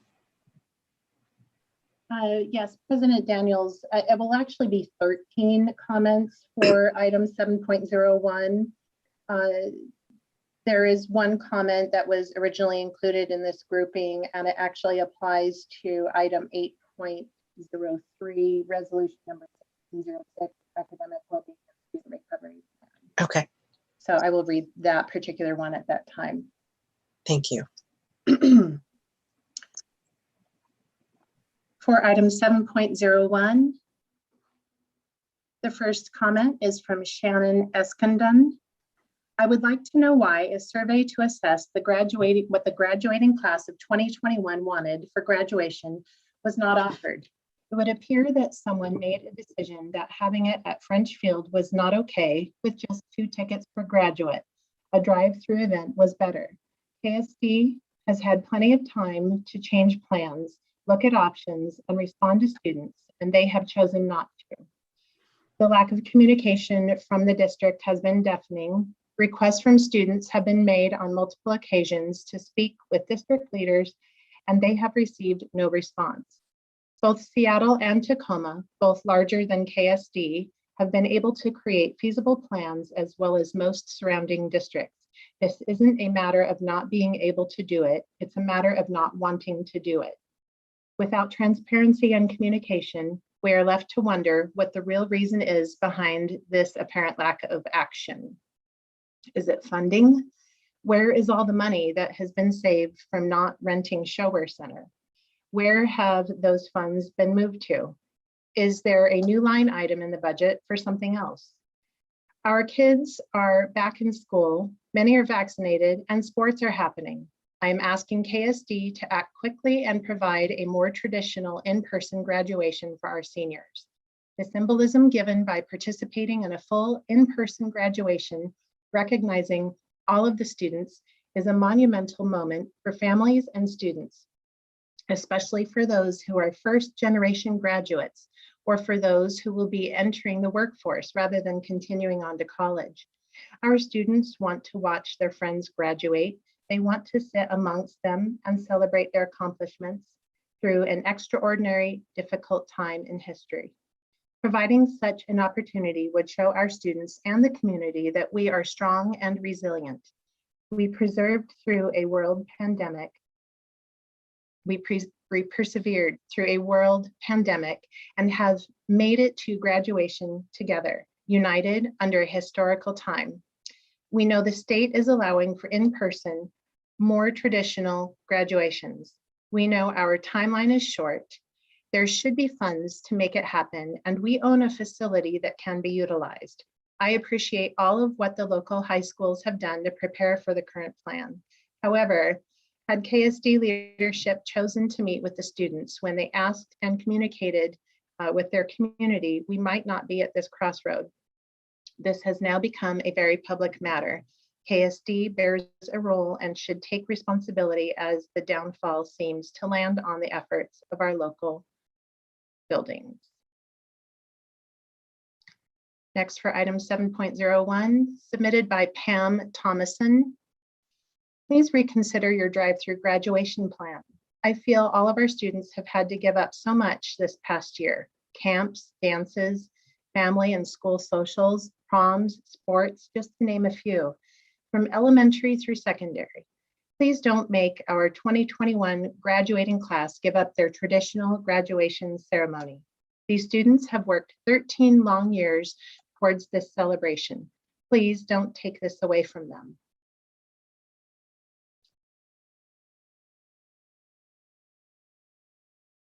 Next comment submitted by Tammy Prather. As you have probably seen, that my petition for KSD graduation has received nearly 400 signatures. We are asking you to revisit your decision on our graduation ceremony. You keep saying you researched all options and could only come up with a drive-through ceremony. Other districts around us have scheduled their graduations with T-Mobile, which allows 5 guests per senior, and you had until May 14th, 21 to schedule that. I believe you failed our students and their achievements that they have made in the last 13 years. COVID stole their senior year, but you stole their graduation. The next comment submitted by Paige Ballard. No is not an option. An in-person graduation is doable and absolutely within your power to make happen. The decision was made without the input or sharing of alternatives by students and parents. It's important to them and should be important to you. My 2021 senior has had one wish all year, and that was to have an in-person graduation. She wants to walk across a real stage and to be reunited with classmates, teachers, and staff. She is 100% okay with being limited to just 2 tickets. We cannot give these seniors their year back, nor their missed senior year memories. We cannot give them homecoming, prom, musicals, awards ceremonies, etc. They will not get a do-over on any of these events. However, they can get an in-person graduation, and it starts with saying yes. In a worldwide pandemic, it is easy to say no. My advice to you, the board, is may you ever choose the harder right instead of the easier wrong. Kent School District, it's time to say yes to these amazing kids. Let's stand with them and celebrate. The next comment submitted by Maria Teresa Stroud. As parents on the school district, we have been receiving many emails about what the school district was doing or were going to do during the pandemic. We also received many emails with surveys asking for the students' parent input on different subjects. but we didn't receive a survey on one very important matter, and it is on the 2021 senior graduation. The KSD did assume what the parents wanted and thinking that a drive-through event was a better choice. Some of our seniors have been trying to get in contact with some district leaders and share with them their concerns and what they want as students. Those district leaders have been brushing them off with very simple excuses that reflects that they don't want to do the work of having a traditional graduation, and doing a drive-through one is much easier. Me as a parent, I prefer to have only 2 tickets and see my daughter having a traditional graduation than having a group of family members in the picture. Many school districts around us did create a feasible plan, as well as the Tacoma and Seattle school districts that are much larger. What is the problem for not doing in person when it is support by our state governor? Is the district having budget problems? Where is the money that is supposed to be to rent the showwear center? Or the reason is because the district is taking a much easier route without thinking of what our seniors really need. Please take in consideration what the parents and students in the district want for their seniors. I prefer to have 2 tickets and see my daughter walk in her graduation in the French field than a drive-through. Please listen to our students. Please think of them and what this year has been for them. Please listen what the parents want for their children and not what the district thinks what the parents want for their children. They are assuming, and they are assuming wrong. The next comment is submitted by Kelsey Ballard. As a student of Kent Lake High School and Running Start student at Green River College, I implore you to make a change to current graduation plans. Give the class of 2021 one thing. Surveys were not sent to gather input from parents and students. The option to have graduation at French Field with 2 guests per student was taken off the table without say from the students. It was decided for us to have drive-through graduation like nothing has been learned from last year. The Kent School District is unwilling to put in the work for graduation, even though safe in-person graduation is possible and 100% doable. For example, graduation at French Field could be broken into 2 sessions. Potentially, students could bring more than 2 guests, and if not, it has more important benefits. Pardon me. Family and loved ones have watched us through a computer screen all year. This would be no different. Graduation at French Field, broken into 2 sessions, would be easier on faculty and staff as it would not take all day, unlike drive-through graduation. It would also relieve significant all-day traffic and loud noise for the neighborhood next to Kent Lake. Fewer students would also mean more space between chairs and families. Parking would not be an issue, as there would be half as many people attending. Has the Kent School District learned nothing all year? This year, they were going to be the only school to not have in-person sports and to not return to in-person school. Have they taken the time to communicate with neighboring schools mere miles away to learn and see what they are doing to make it possible? Enumclaw, Auburn, Tahoma, Puyallup, and more are having in-person graduation. The Kent School District is out of excuses except for simply admitting they are too lazy to give students at Kent Lake what they deserve and have slaved over for years. There are no excuses. Why is it always and only the Kent School District forcing students to turn to the media and the news to make the right thing happen? Students and parents are willing to pitch in to make this happen. Step up and do what is right. Not providing in-person graduation for the class of 2021 is a glaring and unforgettable mistake.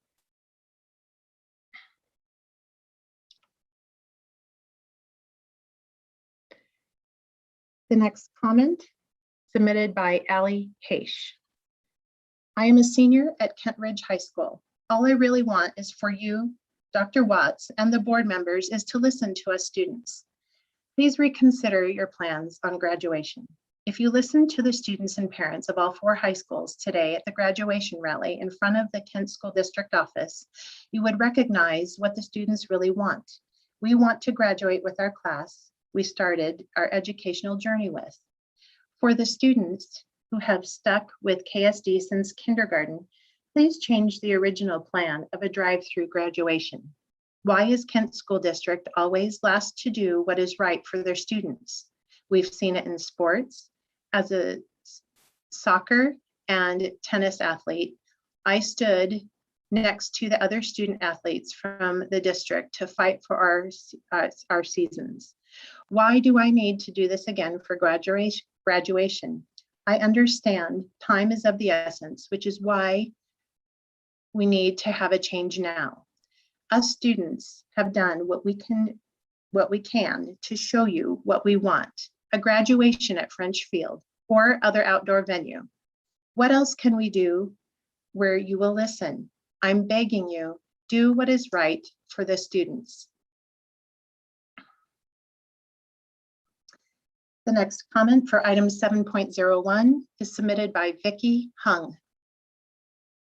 I believe KSD class of 2021 deserves a graduation ceremony. Especially being a first-generation student, it breaks hearts to see that we are not able to celebrate such an important event. I understand the event of COVID-19, though, with schools opening and sports occurring, there should not be an excuse to not have a ceremony. There can be many implements put in place to have a safe tradition, and there is still time to plan. No excuses. Class of 2021 has already sacrificed a lot this year, and we are only asking for one last thing. The students' voices has been underheard, and it has been a very unfair year for us. We have not experienced any senior events, and as the phases of COVID are opening back up, we must have a graduation for the class of 2021. Districts all around us are having ceremonies besides KSD. This is extremely unfair. Ceremonies are held outdoors, and compared to other stuff the KSD has opened up, such as sports, a ceremony is the least we ask for. Please keep our emotions and feelings in mind at such a difficult time. Thank you. The next comment submitted for item 7.01 is from Mitchell Eskandum.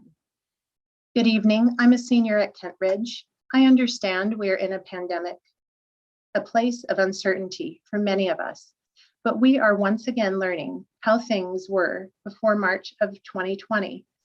With the growth of our country has made creating a vaccine that is for the most part easily accessible to many individuals. Also, our district has done some great things as well, starting in-person school, which has felt very safe, and students and teachers are complying to safety rules. Sports have also been quite successful in their return, where once again, the students have been very responsible and cautious. With so many people able to start getting vaccinated, along with in-person school and sports being played, it makes me and many of my peers ask why we are still having a drive-through graduation. This does not seem to be a problem for districts in our area anymore, as they have all made changes to adapt to the stage of the pandemic we are in. Those districts being Auburn, held at Auburn Memorial Stadium, Highline, who like Kent had plans on using Showware Center, but now will use Highline Memorial Stadium. Renton School District will be using Renton Memorial Stadium. Seattle School District using Memorial Stadium in Seattle. Tacoma School District will be hosting at Mount Tahoma's Outdoor Stadium. Lake Washington School District will be using T-Mobile Park. Sumner and Bonnie Lake School District will be using Cheney Stadium. Finally, the Issaquah School District will also be using T-Mobile Park. Links to where I found all the information about where the districts are graduating can be found below. As you can see, school districts have made efforts, some being more attainable than others, but nonetheless have put a plan in place that truly is a celebration of students. It is hard to sit back and watch district after district make the change to an in-person graduation. Meanwhile, it feels like Kent's laziness is shining bright right now, and it feels like the people at the top do not care about our success as students and young leaders. I believe we can use the district's French field within our own district. We can put students on the field socially distant and a small number of guests for each student on each side of bleachers. The next comment is submitted by Lisa Fong. The class of 2021 that has been robbed of their entire senior year and missed out on all senior experiences deserves an in-person graduation to see classmates and teachers one last time. The next comment for item 7.01 submitted by Morgan Fong.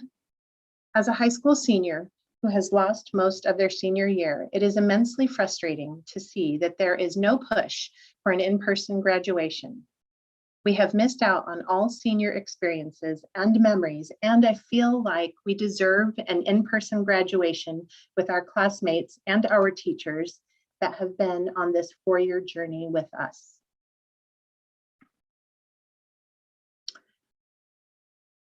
The next comment for item 7.01 is submitted by Vishnu Ramaswamy.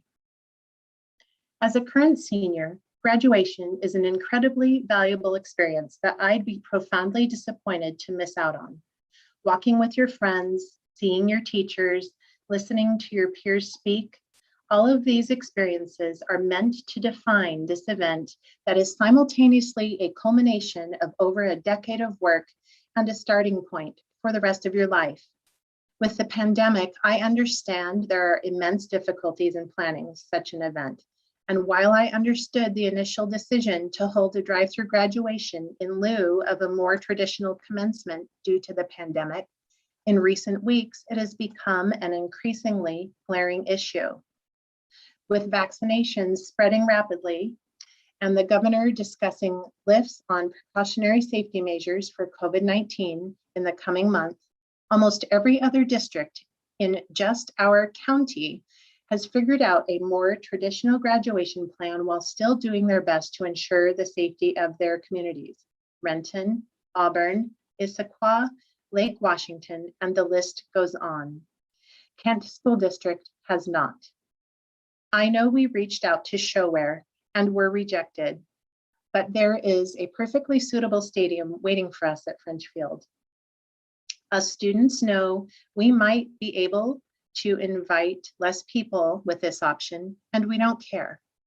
I'd also say it's worth looking into what we could do for a vaccinated section if possible. But if fewer guests is the price of a pseudo-normal graduation, we can look back on fondly, as seniors are willing to pay it.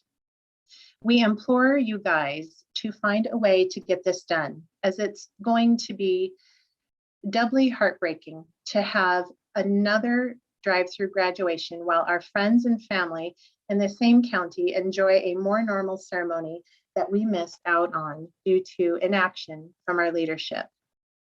Thank you. The next comment for item 7.01 is submitted by Laura Mitchell. With the current COVID conditions, graduating students should be allowed a more traditional graduation in an outdoor venue instead of the drive-through graduations now being planned. Kent is one of the only districts who is not facilitating a live graduation in an outdoor venue. It seems they are a step behind all the surrounding districts, which is a huge disappointment to the seniors. That concludes the comments for item 7.01. Thank you, Ms. Santello. So at this time, we will open it for discussion, and I will ask Dr. Watts to introduce speakers or people who are going to Absolutely. provide insight.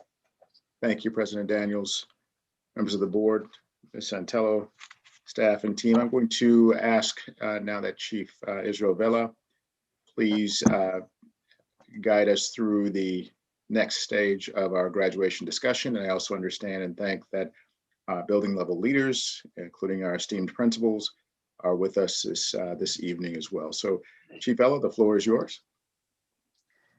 Thank you, Dr. Watts, President Daniels, members of the board, Dr. Watts, Ms. Santello, and colleagues. I wanted to start off tonight by sharing with the board a kind of a timeline. And within that timeline, wanted to also share some of the big picture pieces that have been discussed in terms of our planning as a whole. And as Dr. Watts mentioned, we do have building principals here today to share a little bit more about what is happening in their schools.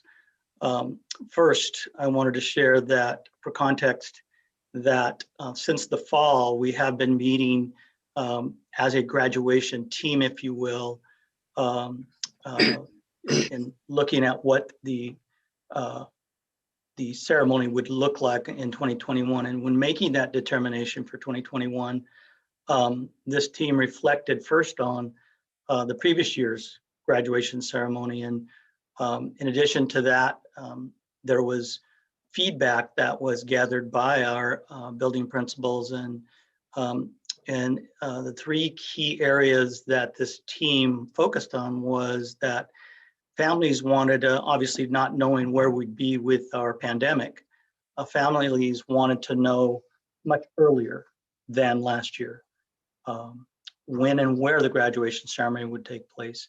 We did that in our timeline in January, not real specifics, as you know, the pandemic and kept changing in terms of things that were happening.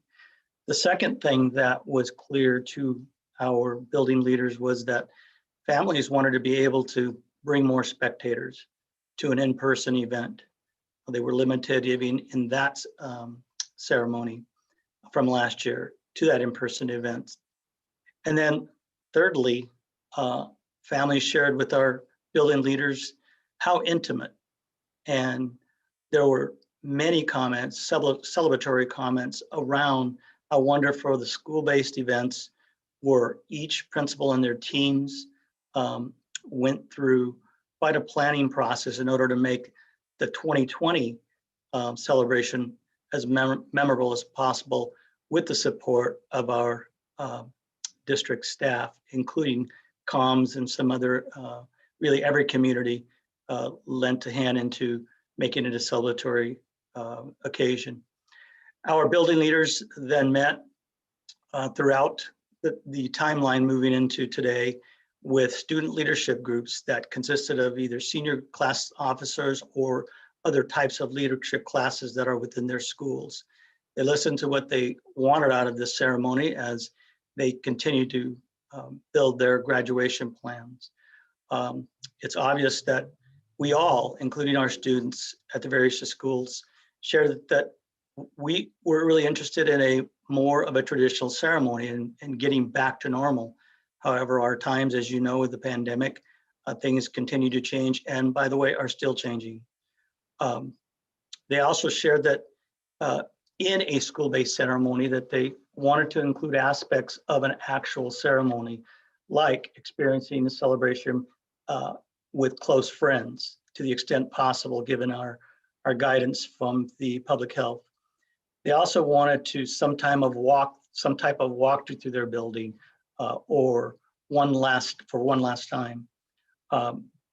Thirdly, they also talked about looking for opportunities to see their staff or say goodbye to their staff at this event.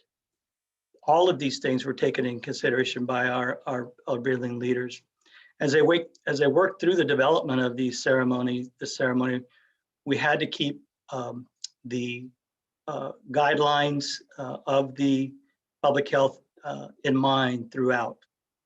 The committee looked at those guidelines, the COVID infection rates. They continued to remain high in the Kent-Covington area. The changing recommendations, as I mentioned earlier, were also coming from the CDC and OSPI as they jointly posted the graduation guidelines. Another pertinent piece of the process was the Showware Center. Every year, we, as early as possible, designate a date for our graduation. In fact, right now, we've already designated a time in June. Obviously, we're looking at our calendar to make the term, but we usually take a couple dates to allow that process to take place. Showware has been very flexible and accommodating to us over the years.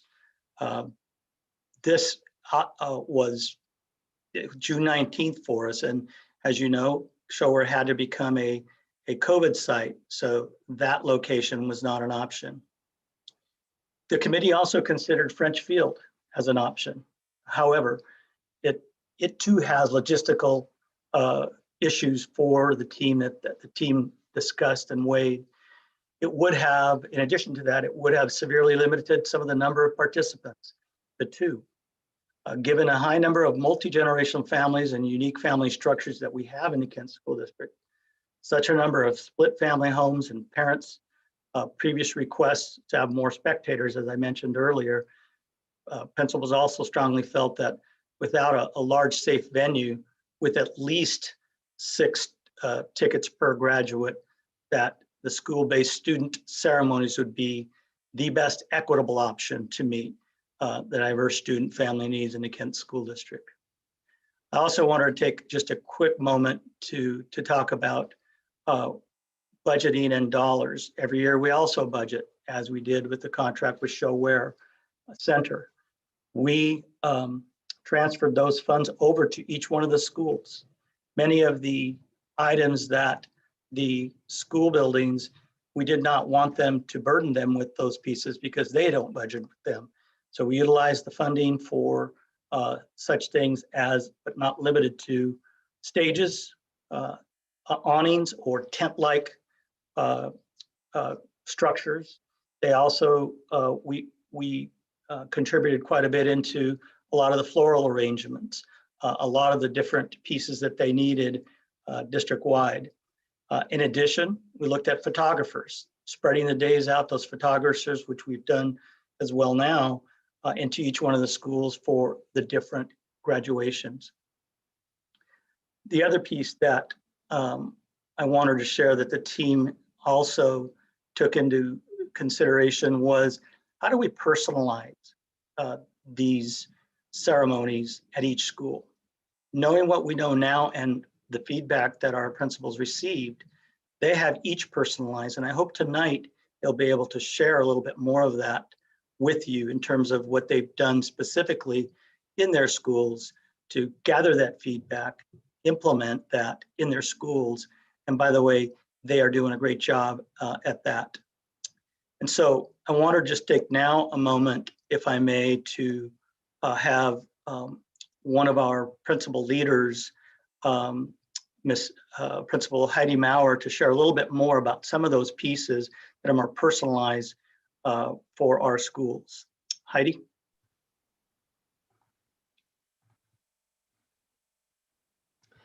President Daniels, members of the board, Dr. Watts, Ms. Santello, thank you for the opportunity to share with you a little bit of the ways that not just Kent Lake, but all of our principals are working to personalize graduation.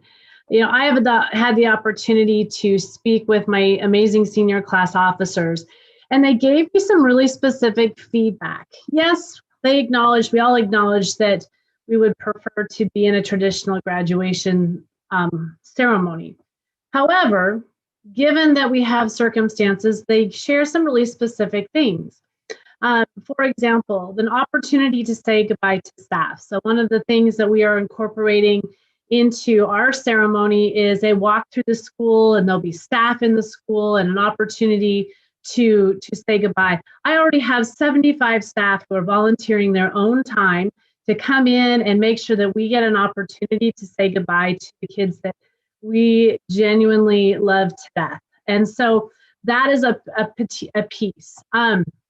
Another piece that we have when you enter, we'll have a variety of different locations for students to take photos I will be up in that area because I want the chance to hang out with our kids and have this celebratory atmosphere, saying goodbye, taking photos. We have parents that have supported with this, making some amazing 2021 signs. I am the Pinterest queen. So we got all kinds of opportunities for our students and our parents to take pictures together before they enter what I call our Disneyland line, where they get the opportunity to go through campus. We're working hard to have the capacity to live stream our screens, or our stages, excuse me, because we want to make sure that families outside of those that will be attending directly have that opportunity as well. Something else that was really important to our students is that having grad walking partners has been a huge tradition at our school. And we wanted to figure out a way or an opportunity to continue that tradition. So students can sign up to go through the graduation walkthrough ceremony at the same time. So they have the opportunity to walk through the school with their graduation partner and be in the vicinity as they walk across the stage, because we know that piece is really important. The final piece that I want to add, to be honest with you, is something that we are working on developing today. So this is hot off the presses. My staff doesn't all even know about this. But a piece of information that a student actually shared with me today is one of the parts they really wanted to see be special is that actual walk across the stage. And last year, students picked up their diploma cover, they walked to the stage, and they held that up for their picture. Well, in listening to that student feedback, now my staff's probably wondering what I'm going to say right now, but what we're going to do is designate a family member to hand the student their diploma. So they'll have an opportunity to be on that stage. And I know as a parent myself, that opportunity to hand my student their diploma and make that place and that space special for my kid is really a great opportunity. But what I really want you to hear is that we're working hard to make sure that this is an individualized ceremony, that it's special for the kids, that it's celebratory in nature. In fact, I have some kids right now that are working on putting together the playlist because they don't want me to put together the playlist. There'll be lots of John Denver, they'll be mad.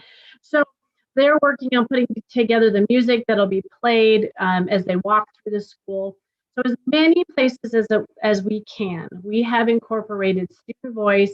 We have really incorporated the feedback that we've received from our students to make sure that it's special. Thank you, Heidi. And I wanted just very quickly also to share one other school, and our other building leaders will be available, and we'll start with questions from our board. I'd like to have Principal Ketover, if she from Kentwood would like to share a little bit about what's happening at Kentwood in terms of personalization. Sam? Hello, President Daniels, members of the board, Dr. Watts, Ms. Santello, colleagues. Thank you for the opportunity to come and speak to graduation this evening. Last year, we had a graduation that many of our, as Chief Ayla shared, many of our parents commented they appreciated being so close to the stage. And so one of the most wonderful things from my point of view and from our point of view is how families are going to be able to include more people. So that is incredibly important to us, especially because I directly received multiple pieces of feedback last year that, and personally, I own this as a building leader. I did not do an adequate job to anticipate the unique family structures that we had. And so really wanted to learn from that. So from my perspective, a lot of our personalization, or I should say some of our personalization, has to do with, who's going to be able to come to the ceremony, and also, who is involved in basically the entire process. Also, we are incorporating some additional photo opportunities So we're thinking about expanding, or not thinking about, planning to expand our path in terms of the entryway on campus. And so in doing that, what's going to happen is the graduates are going to have an opportunity with their families to access basically those photo opportunities, have more time to spend together taking pictures as graduates, and now with some of the changes in the COVID guidelines with their families. And then also we'll be able to move on to progress to the stage.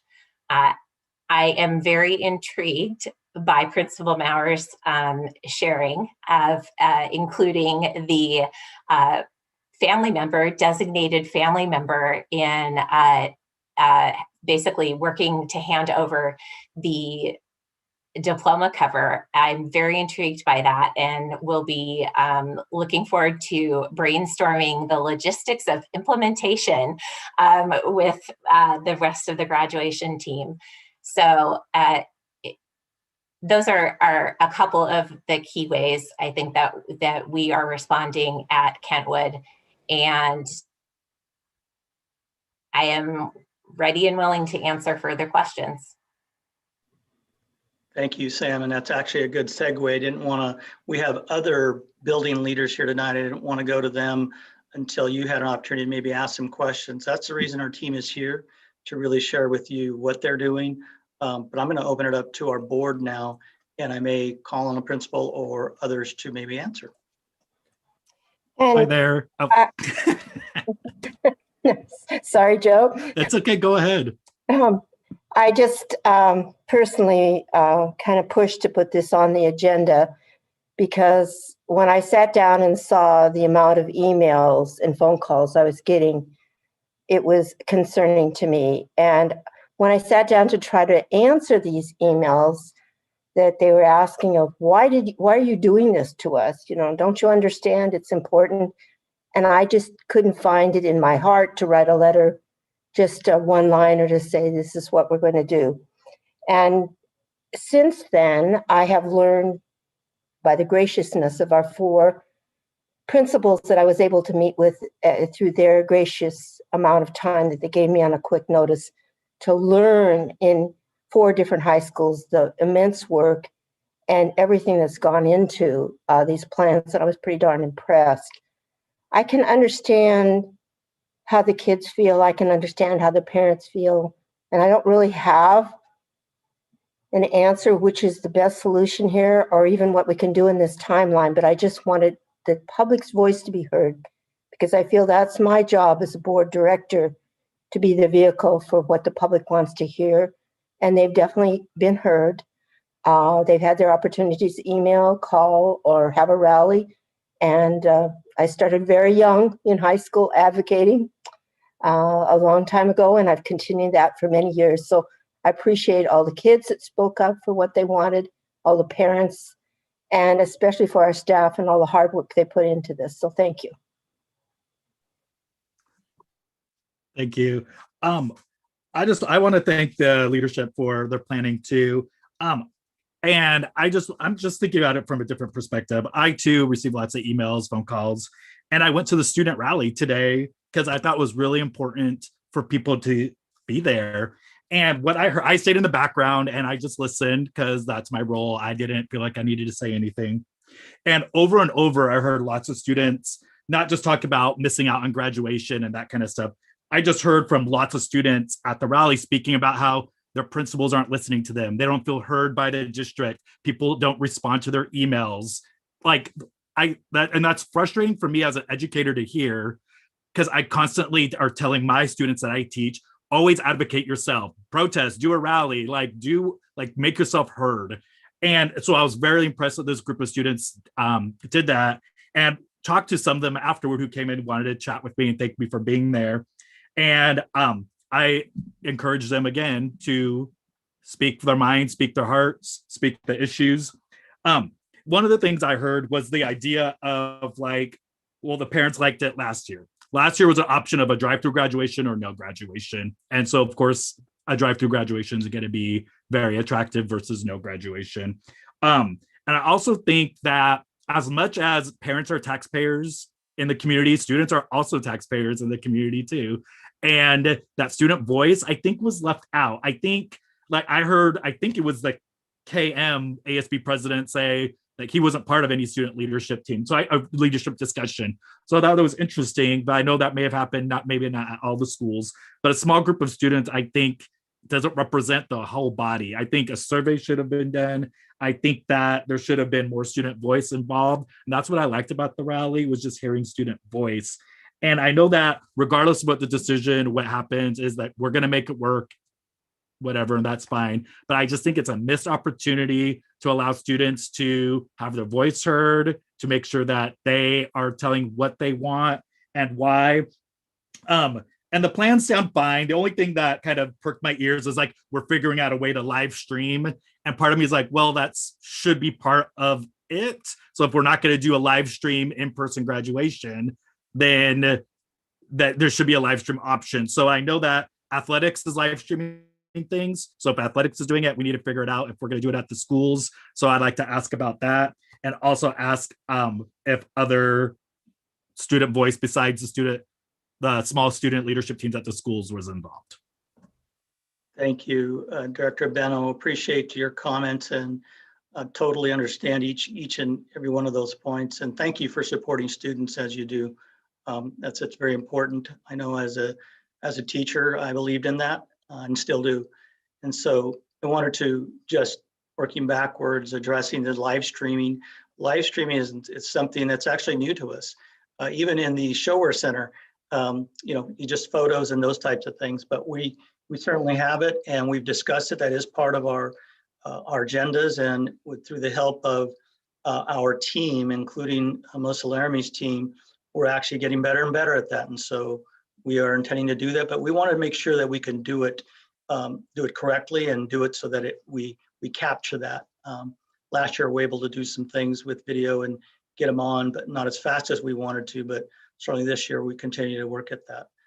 As for other voices in that, I wanted just to open it up to our building principals, and two of which that are here, Stephanie Nip and Susie, that sometimes that's forgotten here is not only our comprehensive high schools, but our academies. And the type of celebration that they've always put on is similar to this, be it in their gym or another setting, but they are just as important, including our iGrad. Carol is one that I know has been a strong part of Principal Cleveland this process, and has contributed to what we're doing now. And I know she joining with Principal Radford, who wasn't able to be here, we thought it more important to be with his kindergartner at their graduation, actually preschooler, I think. So, but that said, I wanted to see if maybe Principal Nip or Susie, if you would like to talk a little bit about how you've included your students in your academy. Stephanie. President Daniels, members of the board, Dr. Watts, Ms. Santello, thank you for this opportunity.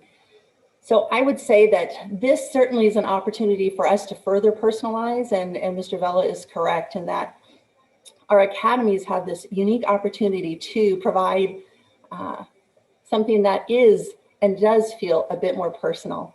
This year, we're excited to be able to further celebrate our students' accomplishments in a drive-through graduation. But we have more family members that can participate. And I will tell you that last year, we heard time and time again, there was definitely a pattern to the comments, and that was, we really like this personalized ceremony. We enjoy the fact that we can be up close to our graduate, that we can have more people here, certainly more than 2, and that this experience felt so much about their student. This year, we will be furthering the biographies that we will share about our students, as well as their post-high school plans as they walk across the stage. We've also, last year and this year again, will include specific components like ringing the bell at our academy, which is a hallmark of growing up and moving on. So we're excited about that. Families shared, as I mentioned too, having that opportunity to be close up, that this felt more special in many ways than previous ceremonies. And there were even some grandmothers who leaned in and said, thank you for this moment for my graduates' moment in the sun. So we're excited about this opportunity and making this more about each and every individual graduate.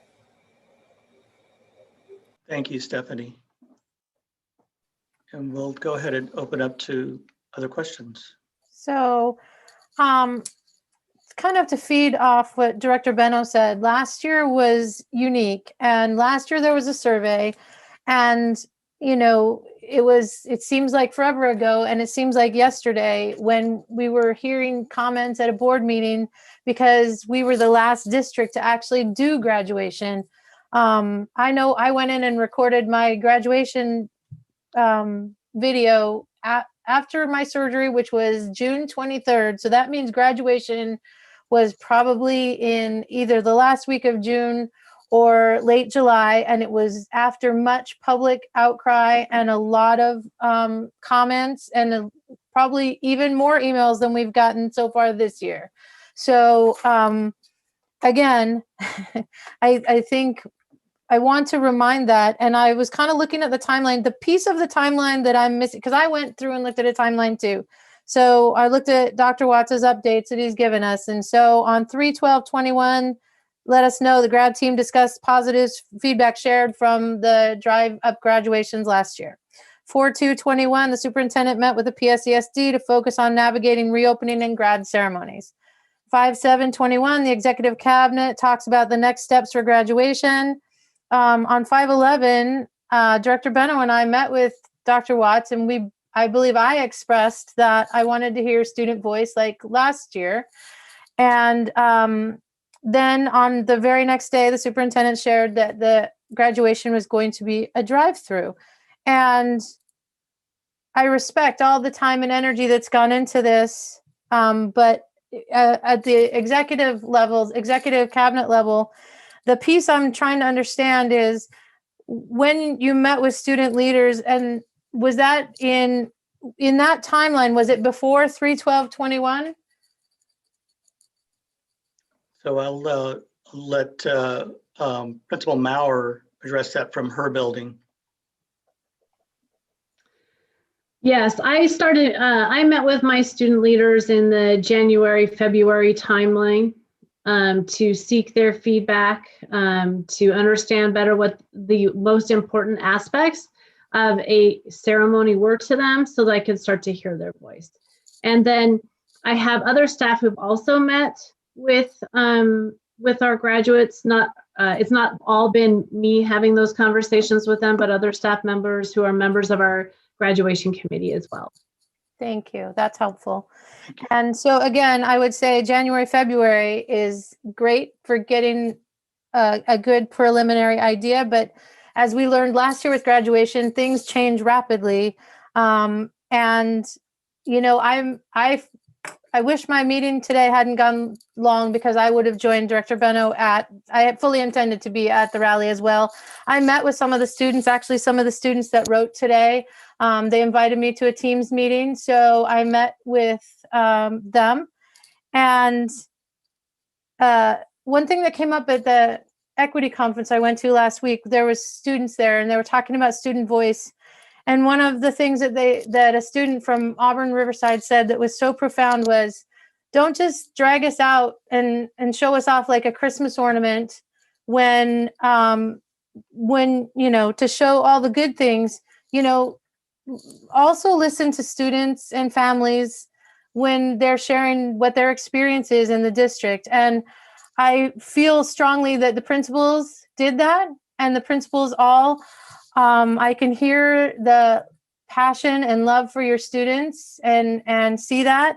And I have no doubt that you will not do an excellent ceremony. I completely have faith in all our principals in this district. I am just extremely disappointed that our leaders in central office did not decide to poll our students on their experience based on the fact that this year was different and there were changes. Thank you, Vice President Bettinger. Appreciate on behalf of our principals, your comments of acknowledging their hard work and what they're trying to do to personalize and continue to learn. I think that from a district perspective, I have no problem accepting responsibility for our timeline. But I also know that our principals and how we did this collaboratively was very important. We helped each other with the CDC guidelines, with what was happening in other districts, with what we were hearing from our own governor related to spectators. As you know, we had to make decisions with spectators with our athletics, which we did. And can only say the best to all of our team and teams that implemented that today. They still follow that. Back to that, yes, I think either one of our principals would say that everything was perfect, that we could definitely be better at what we all are doing. And we continue to do that. Some of the things we did not control, but decisions needed to be made. And I think I alluded to one of them, and I apologize. I meant to say that contracts were important. We had a contract with Showware and had a date to be able to release that. We also have contracts and schedules that we needed to have with photographers, stages, those types of things. And probably one of the most important principles, you can help me here, was programs that need to be printed well in advance, including orders from Jostens and those types of things. Those are the types of things that I know our principals were dealing with in terms of timelines. So forgive me for not sharing that piece. I also wanted to come back on the polling/survey. Last year, it was a thought exchange, not a survey that we sent out. And so, like I said, we could always do better and getting better. And so as we move forward, we will, as you said, Vice President Bettinger, do the very, very best that we can to personalize this. And our team continues to do that work. So I wanted to make sure I give all our board members an opportunity. President Daniels.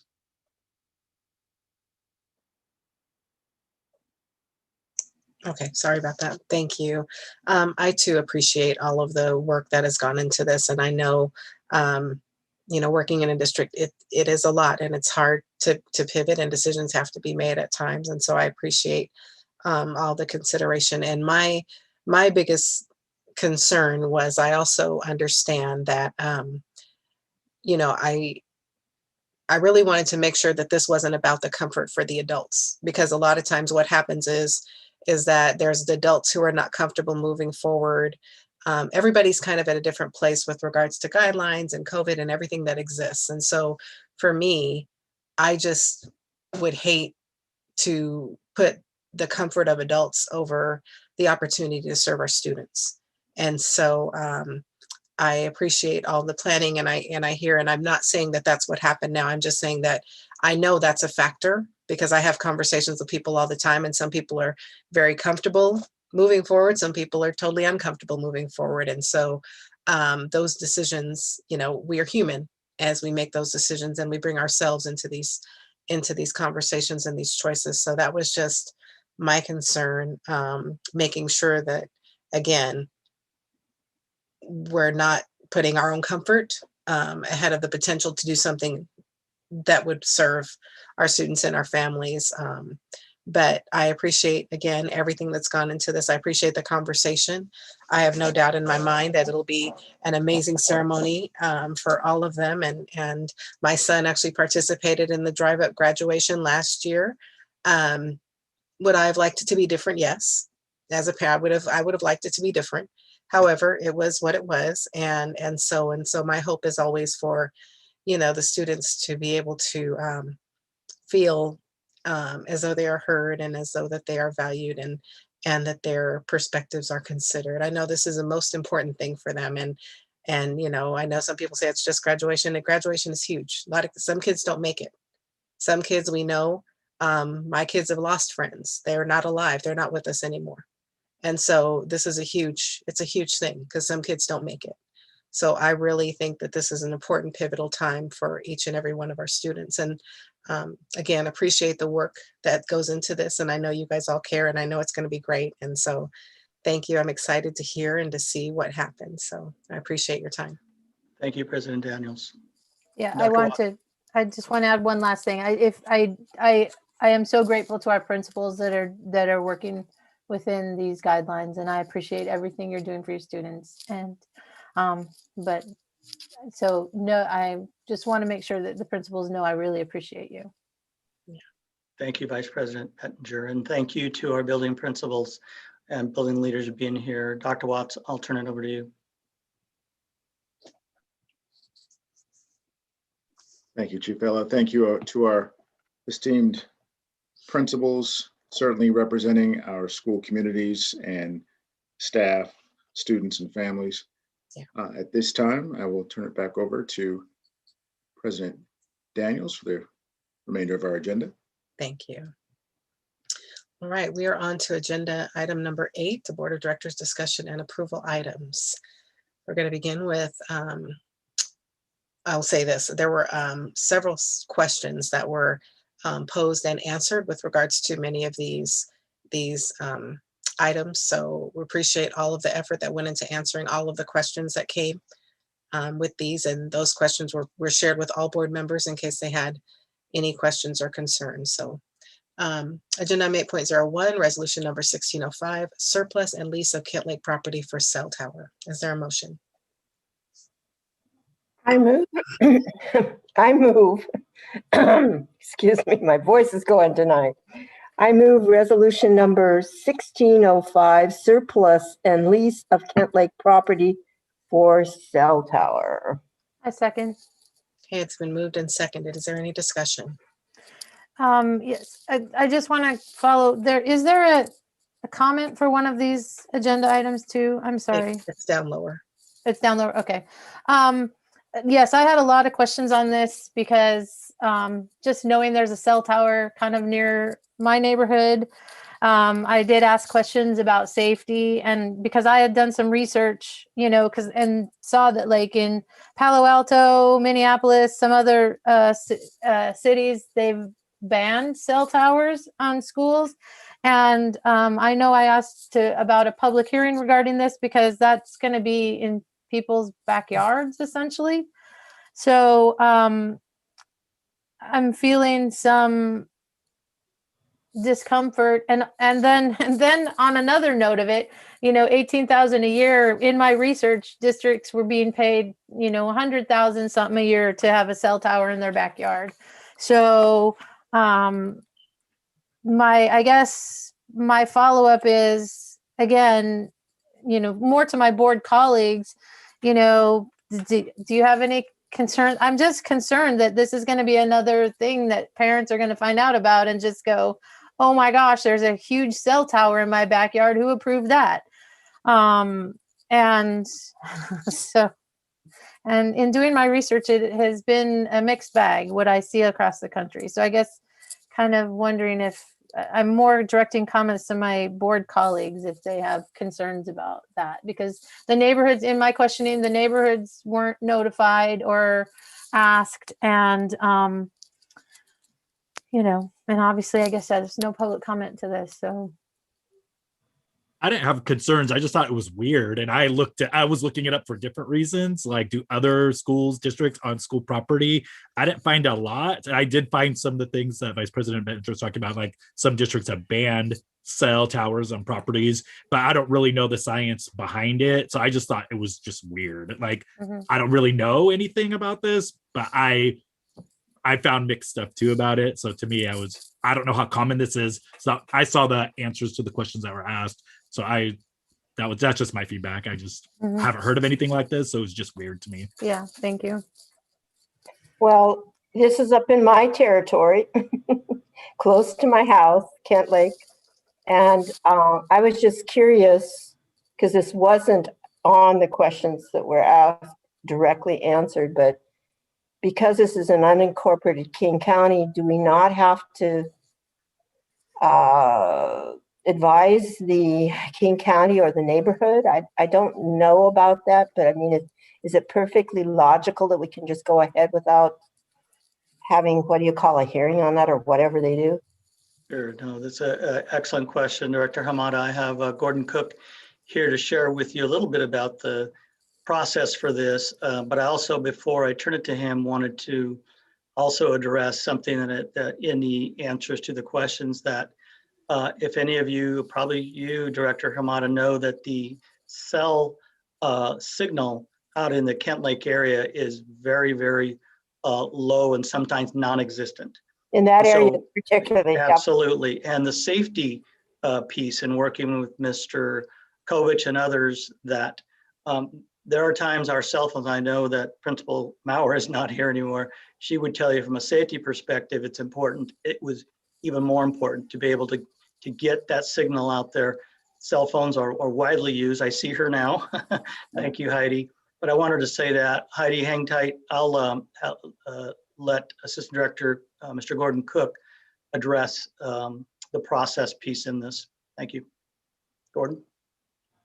Good evening, President Daniels, board members, Dr. Watts, Ms. Antello.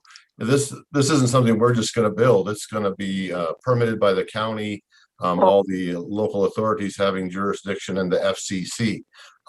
This process is just the very beginning, early stages of that, just like when we do construction and other projects, right? So if anywhere along that line, it could not move forward. So this is just the very beginning, finding a place, having an area where it could go will allow them to take the next steps to, get it permitted and make sure it can go there. But all those agencies will have to approve it before it can go in. So there'll be a. I appreciate that. The other thing I want to piggyback on that just came up is I've seen property where they want to put these things on and they get big bucks for this. I'm curious, where did we come into the 18,000? Is that a lease rent or is that just a one-year thing or every year thing, or how does that work? If it does go through and is successful, is that continual and how did you reach that amount? That's an annual payment, and we don't have any history of that here. It seemed we have been working with our attorneys at Perkins Coie for this, the whole process, the lease and the surplus of that small section. So that's what was offered, and it was deemed reasonable. So.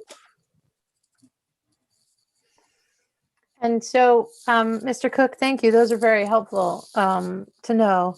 So what you're saying is there will be at some point in that process, in that unincorporated area, King County, a proposed land use action that the neighbors would see? I don't know. It'll depend on what, the AHJs, the authorities having jurisdiction, are required to do. I don't know if that's something King County is required to do, if that's something that the FCC does, or others. Okay. And Principal Maurer, you were, I think, going to mention something about the cell signal, right? Thank you, Mr. Vella. Absolutely. Cell service continues to be a constant challenge at Kent Lake. I can't tell you how often I've had to stand in the middle of the commons holding my phone just the right way in an emergency situation because of the type of self-service that we have. I also know that as a result of that, our police partners, when they've responded to emergency situations, their actual radios don't work and they can't communicate using cell phones as well. And frankly, that creates a dangerous situation in regards to safety for our students. Yeah, thank you, Heidi. So that raises new questions. We're upgrading the KSD radio, that's another item on this agenda. So the radio system works off cell pings? Thank you. I have Assistant Director Tim Kovich here to talk about that item that's coming up. Mr. Kovich.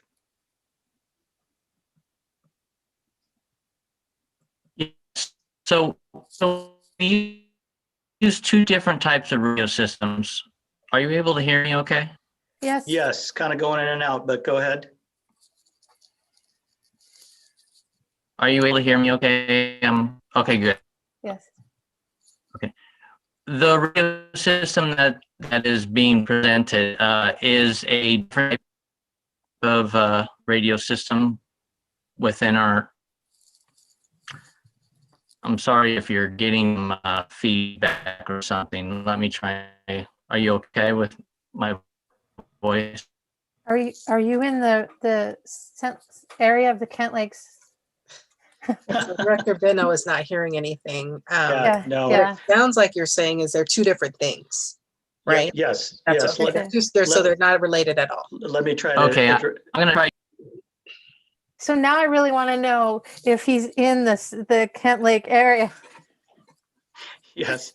No, basically, yes. They're two different radio systems. One is directly linked to emergency responders. Okay. They also have cell phones, but that's their own system. And what Okay. you are looking at later today, we'll talk about when we get to that section. Okay. But I mean, ostensibly, there are other places in the Kent Lake area that a cell tower could go up. It's just, from what I've read, it's just attractive because it's like big acres for cell companies. All right, is there any other discussion? I don't want to belabor this, but I would just want to make sure that if we could get more for these, I would just caution you to make sure that that's the going rate on this if we decide to do that. And I'd appreciate your help in that. We'll certainly will do that. Thank you. All right, all those in favor of approving agenda item 8.01, resolution 1605, surplus and lease of Kent Lake property for cell tower, please indicate by raising your right hand and saying aye. Aye. Aye. Aye. Opposed, indicate by raising your right hand and saying no. No. Any abstentions? Motion carries. Agenda item 8.02, the contract to Archer Construction, excuse me, KSD annual fire sprinkler tests and inspection. Is there a motion? I move that we approve 8.02 contract to Archer Construction Incorporated, KSD annual fire sprinkler tests and inspections. I second. Okay, it's been moved and seconded. Is there any discussion?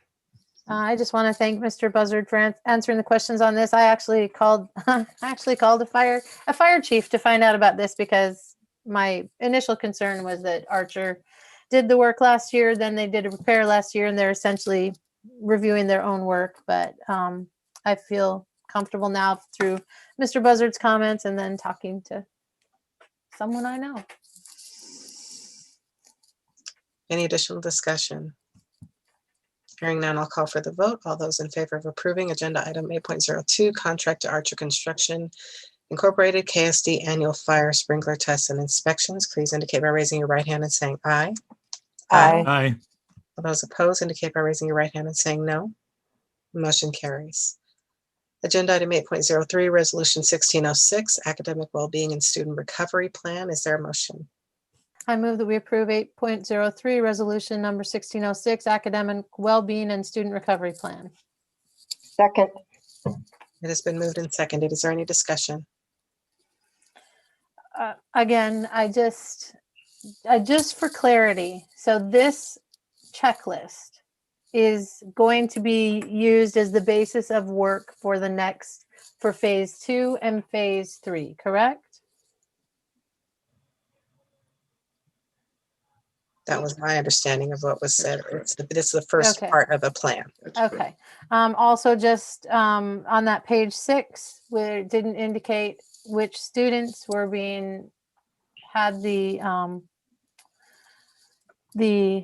assessments, is that going to be looked at or is, prior to sending? Because I don't want to plan that we're not going to say which students are assessed. So Yes. go ahead, Dr. Harmon, go ahead. I was just going to say that it's a digital form. So we actually have to go in and actually check the boxes and answer.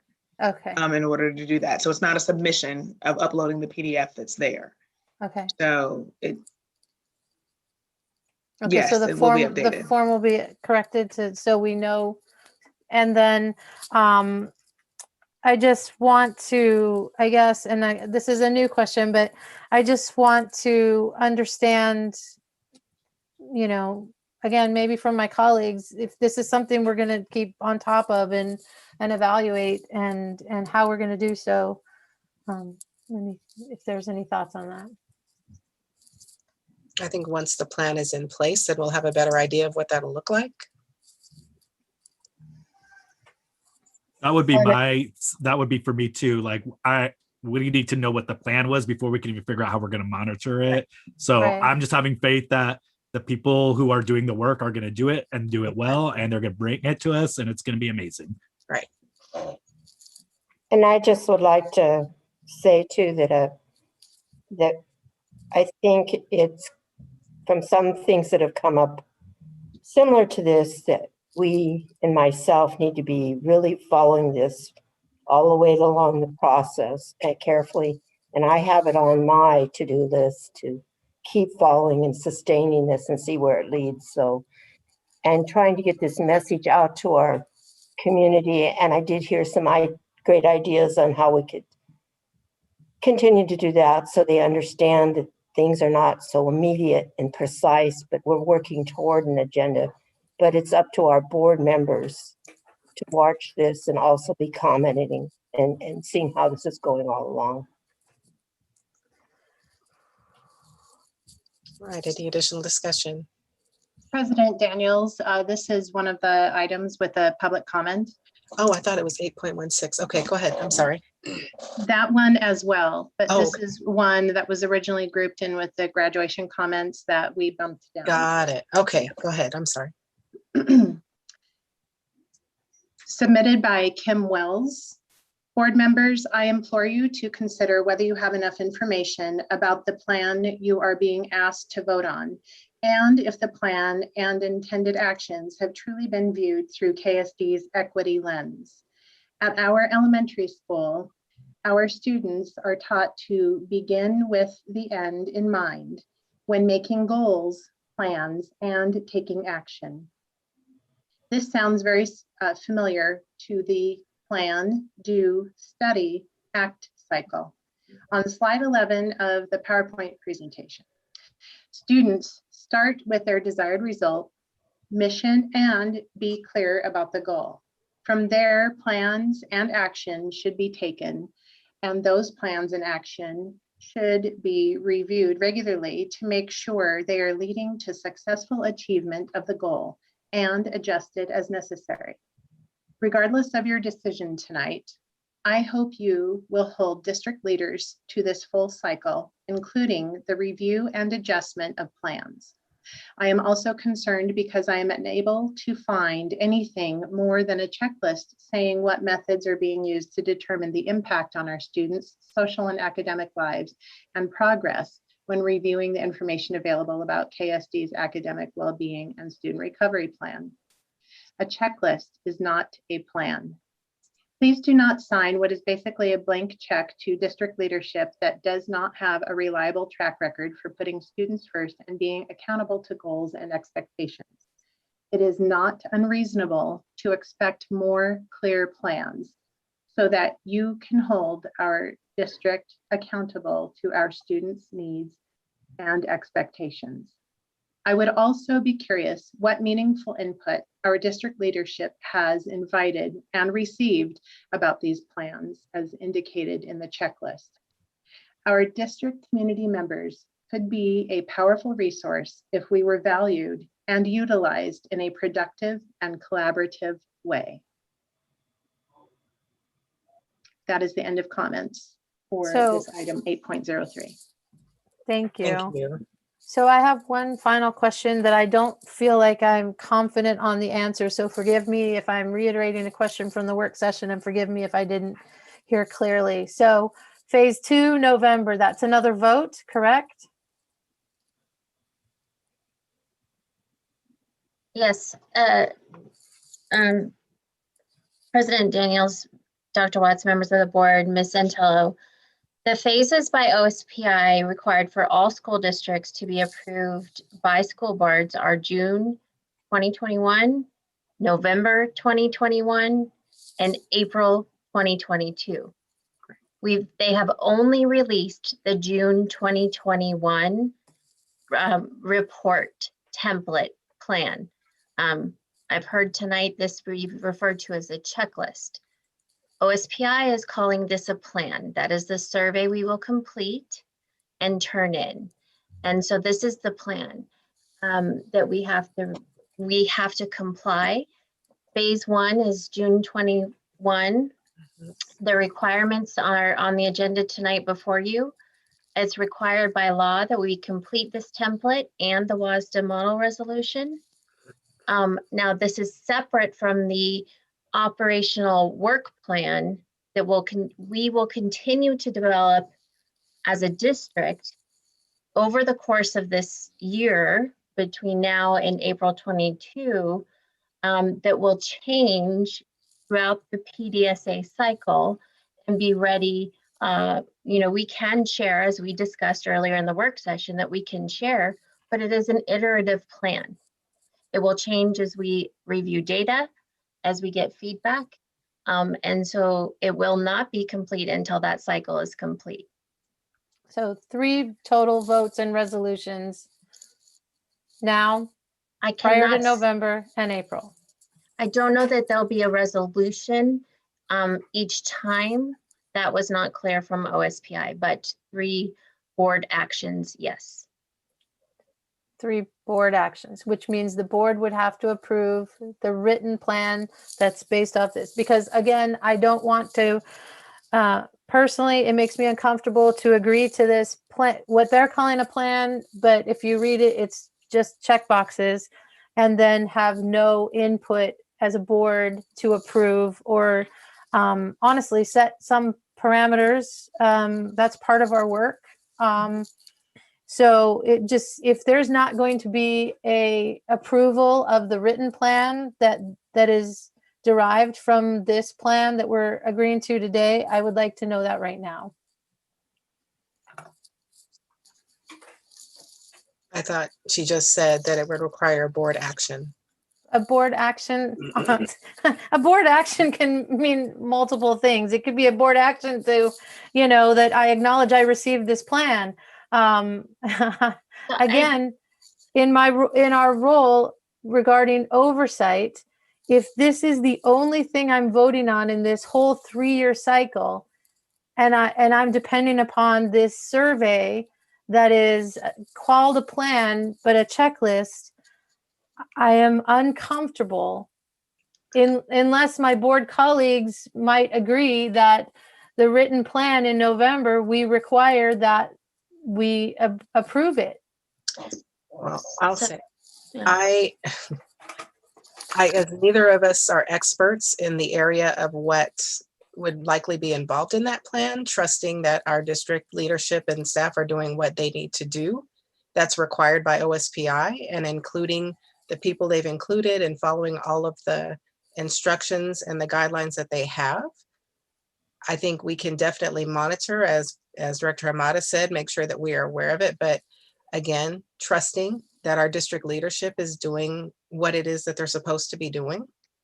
And again, if she says a board action, the only board actions that happen are votes. So again, if it's a board action that's required, then that's typically what it means.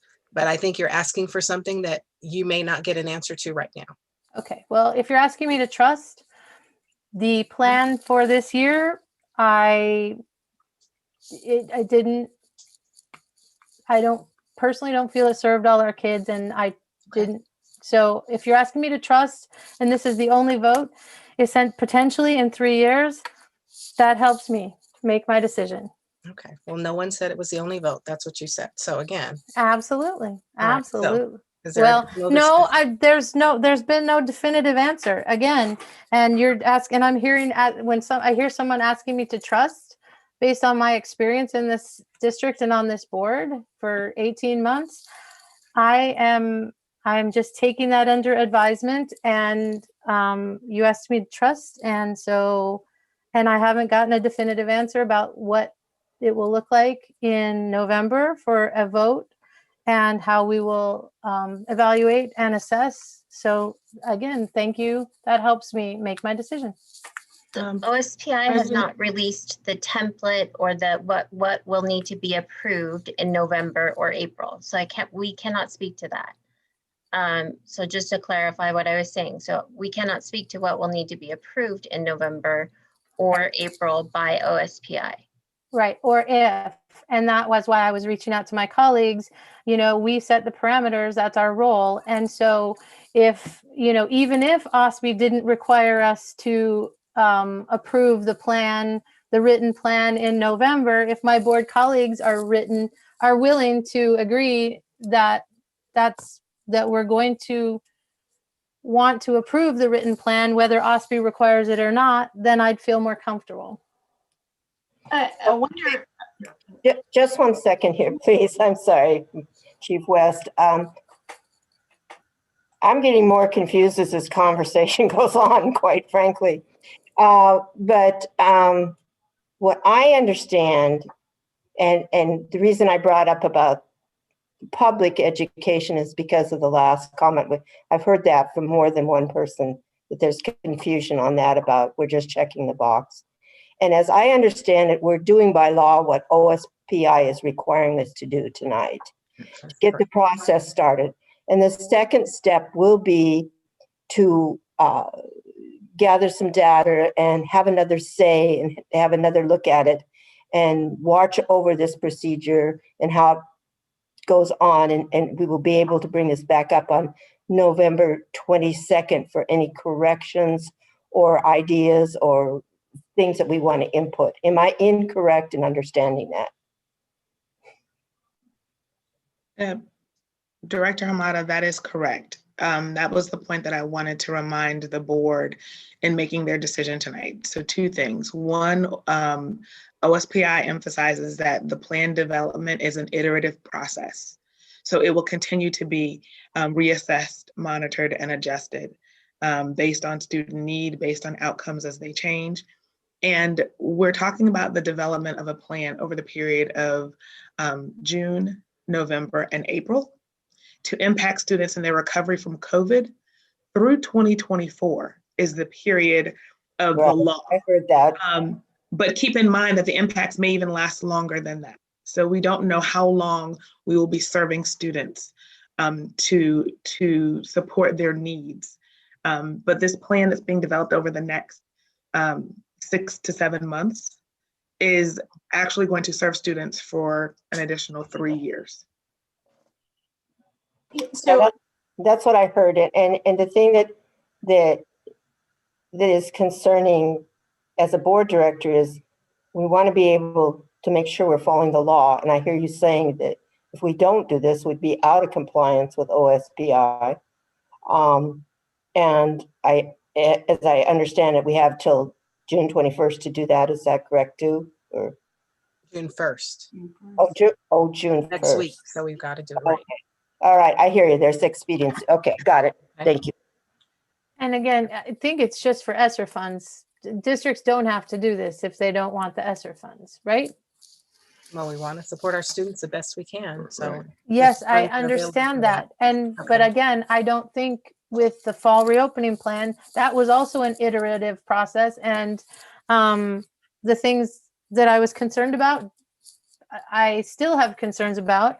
And so therefore, again, if no one can assure me that the board is going to have more say and insight regarding a vote and oversight, it makes me uncomfortable if this is the one vote in 3 or 4 years that I'm just basically, yep, go to it. And we have a responsibility for oversight. And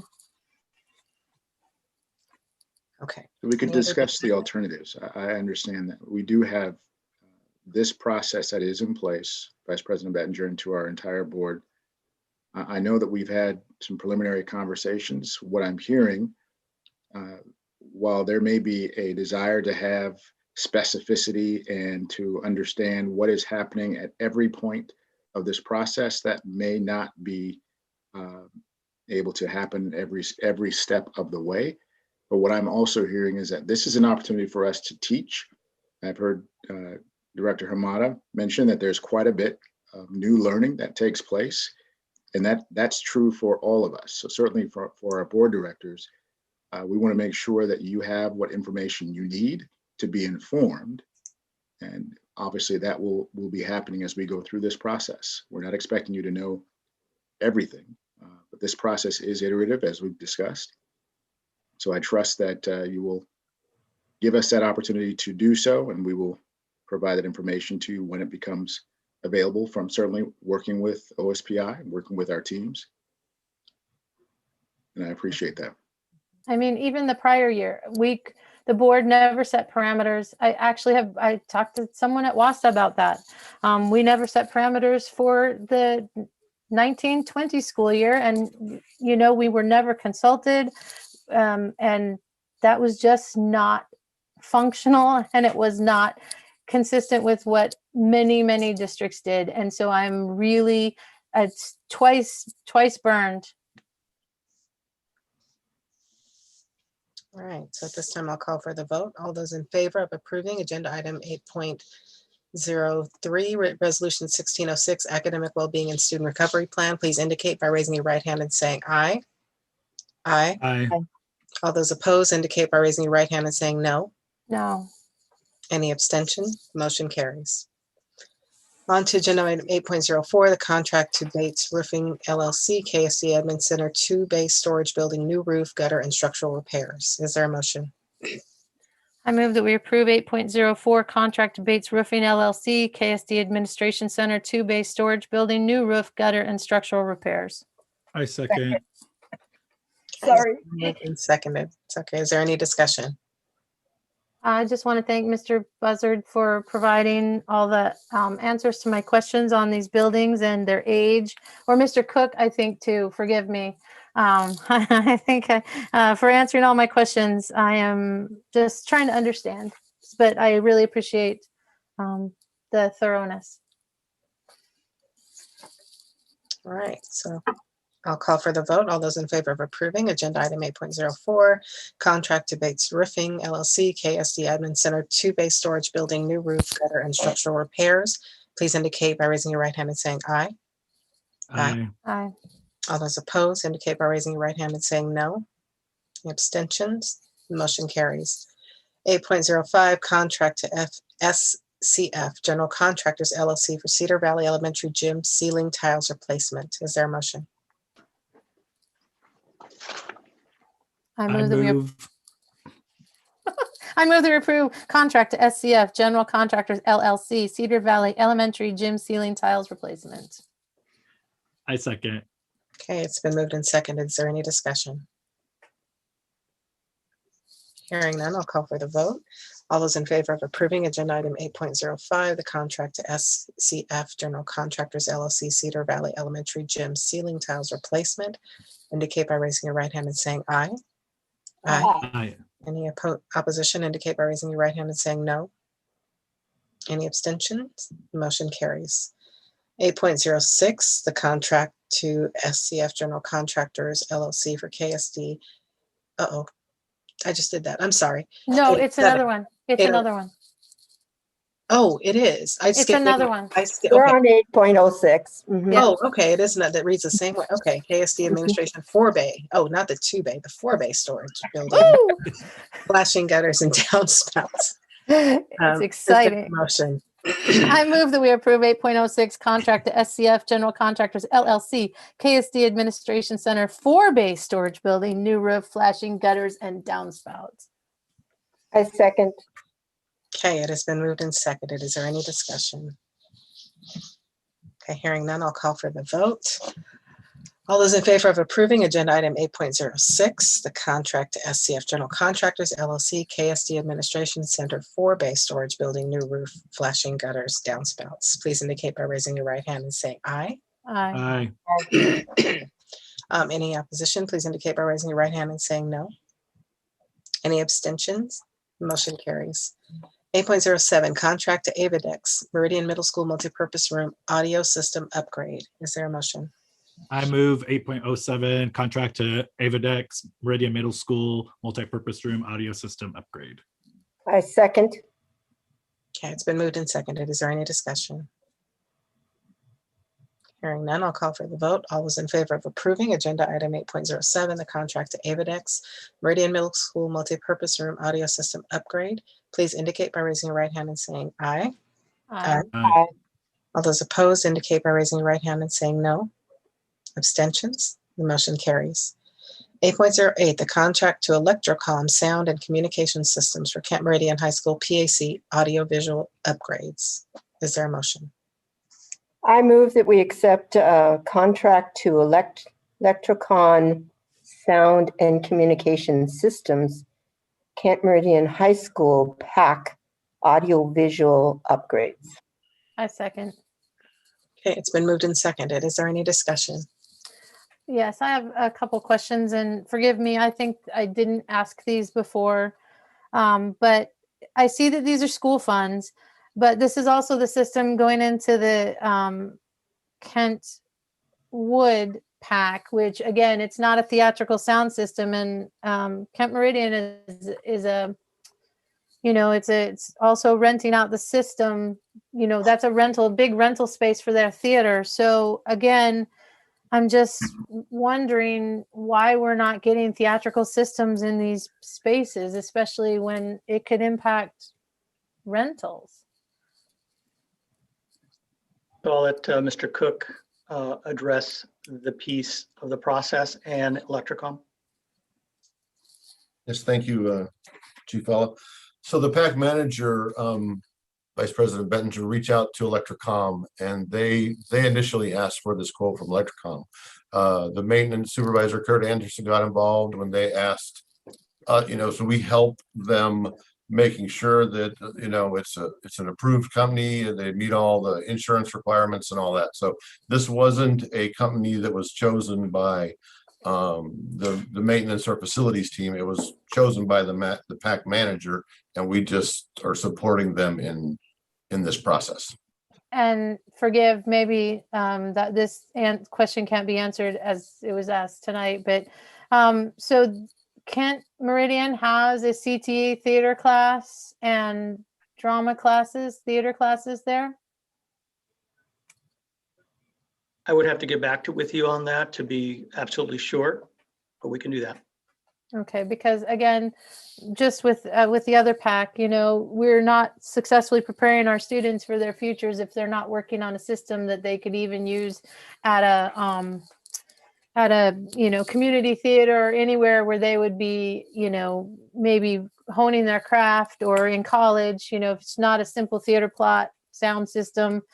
Again, on something like that, when it not only has an impact for our students, but also is, the building is a revenue generator. If we lose rentals because they don't want to use the theater again because the sound system isn't up to par. Again, school funds are precious, and I want to just make sure, try to understand the situation better. Absolutely.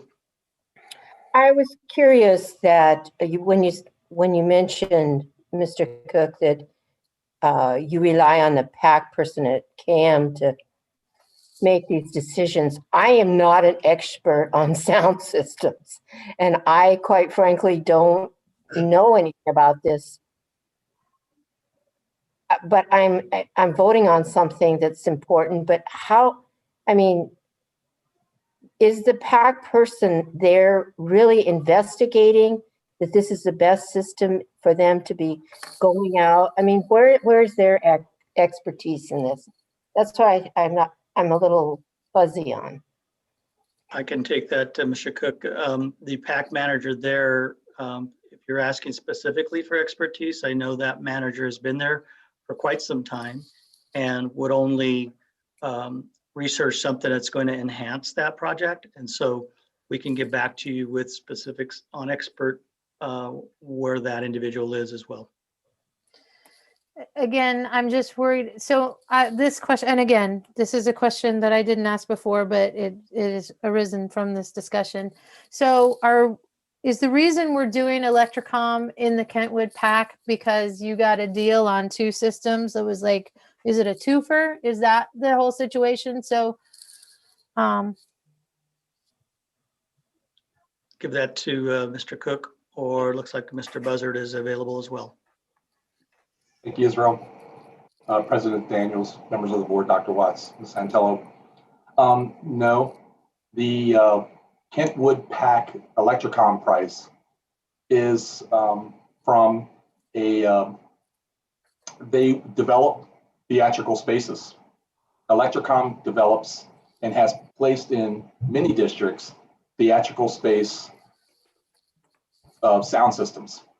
The Kent Meridian Pack manager must know of them. I was not involved in that process at all. That was Mr. Cook and his team that did that.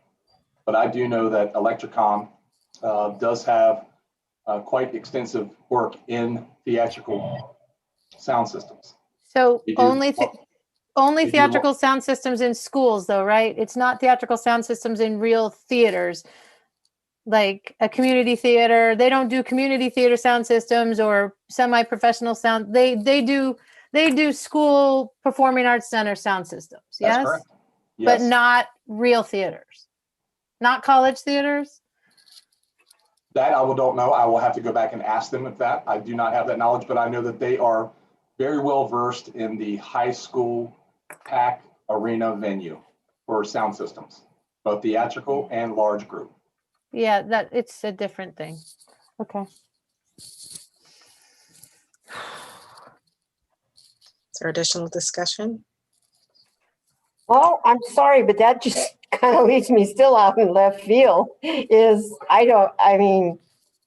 want to make sure I'm doing the best for our taxpayers' dollars. And well, but you can't assume that the theater technicians are not. So it's like you're assuming that they don't know what they're doing.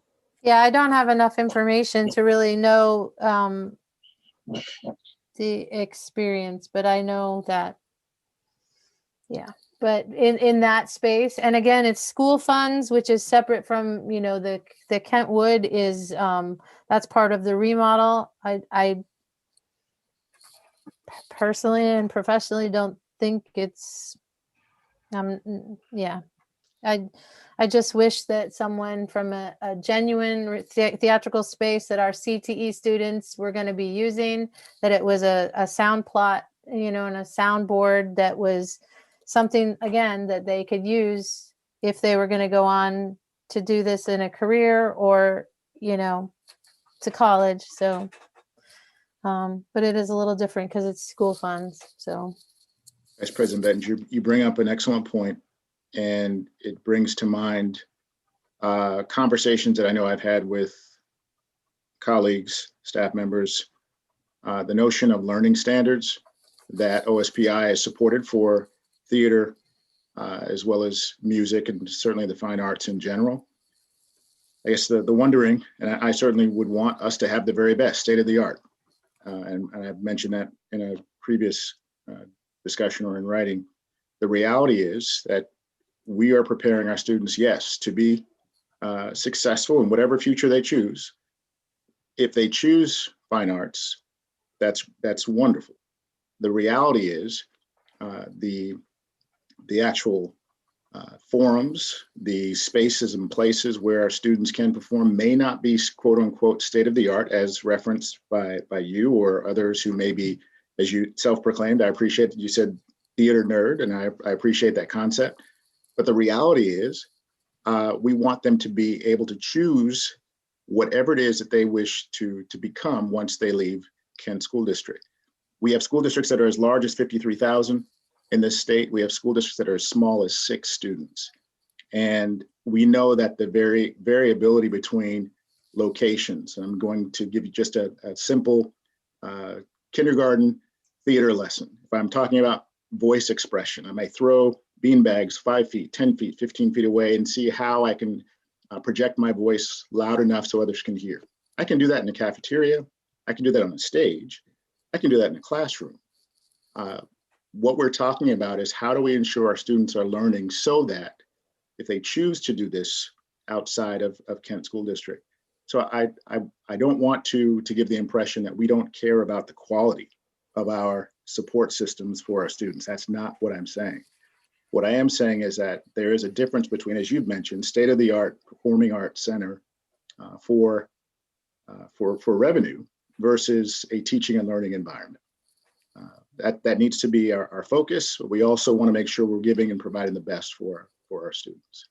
Yeah, it's just kind of the analogy I would make is, you know, if we were teaching our kids to use computers that only was school-based, so that if they went out for a job or something, they wouldn't know how to use the computer systems, because we had a K through 12 computer system that was being used, but we didn't train them on how to use a system that they would need to use at a job or college or things like that. You know, again, this is some areas I don't know about roofs much or gutters, but you know, I do know. And, you know, again, it's that question, you know. I think our football players and our soccer players and our tennis players get the equipment that they would use if they went on to the Olympics or professional. And so our students in the arts, I just want to make sure they're getting not the most expensive, not the top of the line, but just something basic and general that they can learn and use with. And that's all I'm saying. Thank you. All right. All those in favor of approving agenda item 8.08, the contract to Electrocom Sound and Communication Systems for Kent Meridian High School PAC audiovisual upgrades, please indicate by raising your right hand and saying aye. Aye. All those opposed indicate by raising your right hand and saying no. No, Any abstentions? So the motion passes. On to agenda item 8.09, contract to Garland DBS Inc. roof replacement, Kent Lake High School Music PAC building. Is there a motion? I move that we approve 8.09 contract to Garland DBS Inc. roof replacement, Kent Lake High School Music PAC building. I second. Okay, it's been moved and seconded. Is there any discussion? Hearing none, I'll call for the vote. I'm sorry. I was looking at my notes. So this one on 8.10, Garland is a Cleveland, Ohio based company. It's 8.9. 8.09 is Garland and also 8.10 is Garland, and they're both it's the same company, and it's in Cleveland, Ohio. I just noticed that today. I'm not sure that I can check for you, Vice President Benninger. That's the parent company, and then my understanding is they have local contractors that we work with. So these won't be people coming from Cleveland. They'll be people coming from here to work. So again, we talk about a PAC and acoustics. They're just replacing the roof as is. They're not doing anything structurally different, or putting in any different materials that'll change the acoustics of that space. Correct. This is only exterior. This is the asphalt shingles on the roof of the building. Oh, okay. I was confused. There's one where it's the ceiling tiles or something, and so I got confused. Thank you. Thank you for clarifying for me. I appreciate it. Any additional discussion? Hearing none, I'll call for the vote. All those in favor of approving agenda item 8.09, the contract to Garland DBS Inc. roof replacement, Kent Lake High School Music PAC building, please indicate by raising your right hand and saying aye. Aye. Aye. Aye. All those opposed indicate by raising your right hand and saying no. Any abstentions? Motion carries. I want to go back, a point of privilege. Mr. Leonard, with the one previous, was I correct in saying the motion passed with 2 votes to approve, 1 abstention and 1 no vote? I'm going to need clarity on the votes because you need 3 votes in order to pass the resolution. So if it's 2-1-1, the motion would not pass. Okay. So clarity. So Director Benno and I voted yes. Director Hamada abstained, and Vice President Benninger voted no. Yes, so correct. If that's the vote for 8.08, the motion will not have passed. Wow. Okay. Motion failed. Okay, thank you. All right, we will go, I'm sure that'll be corrected in the minutes.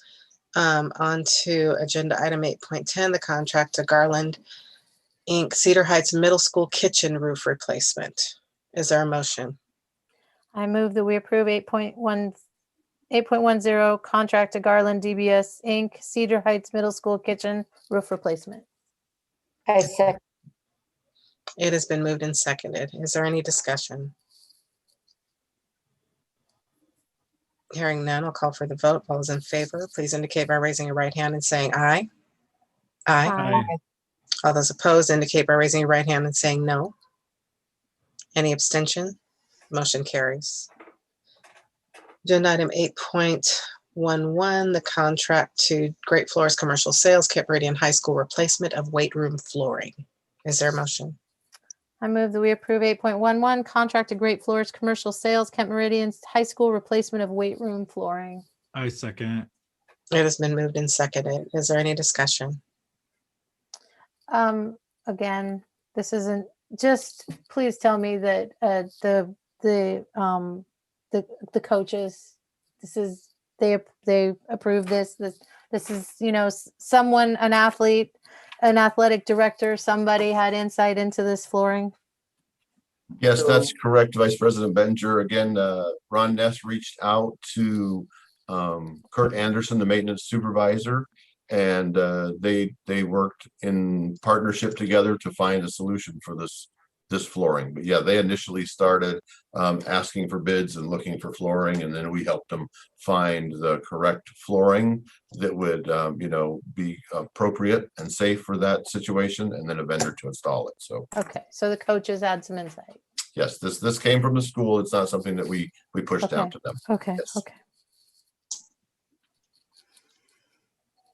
All right, any other discussion?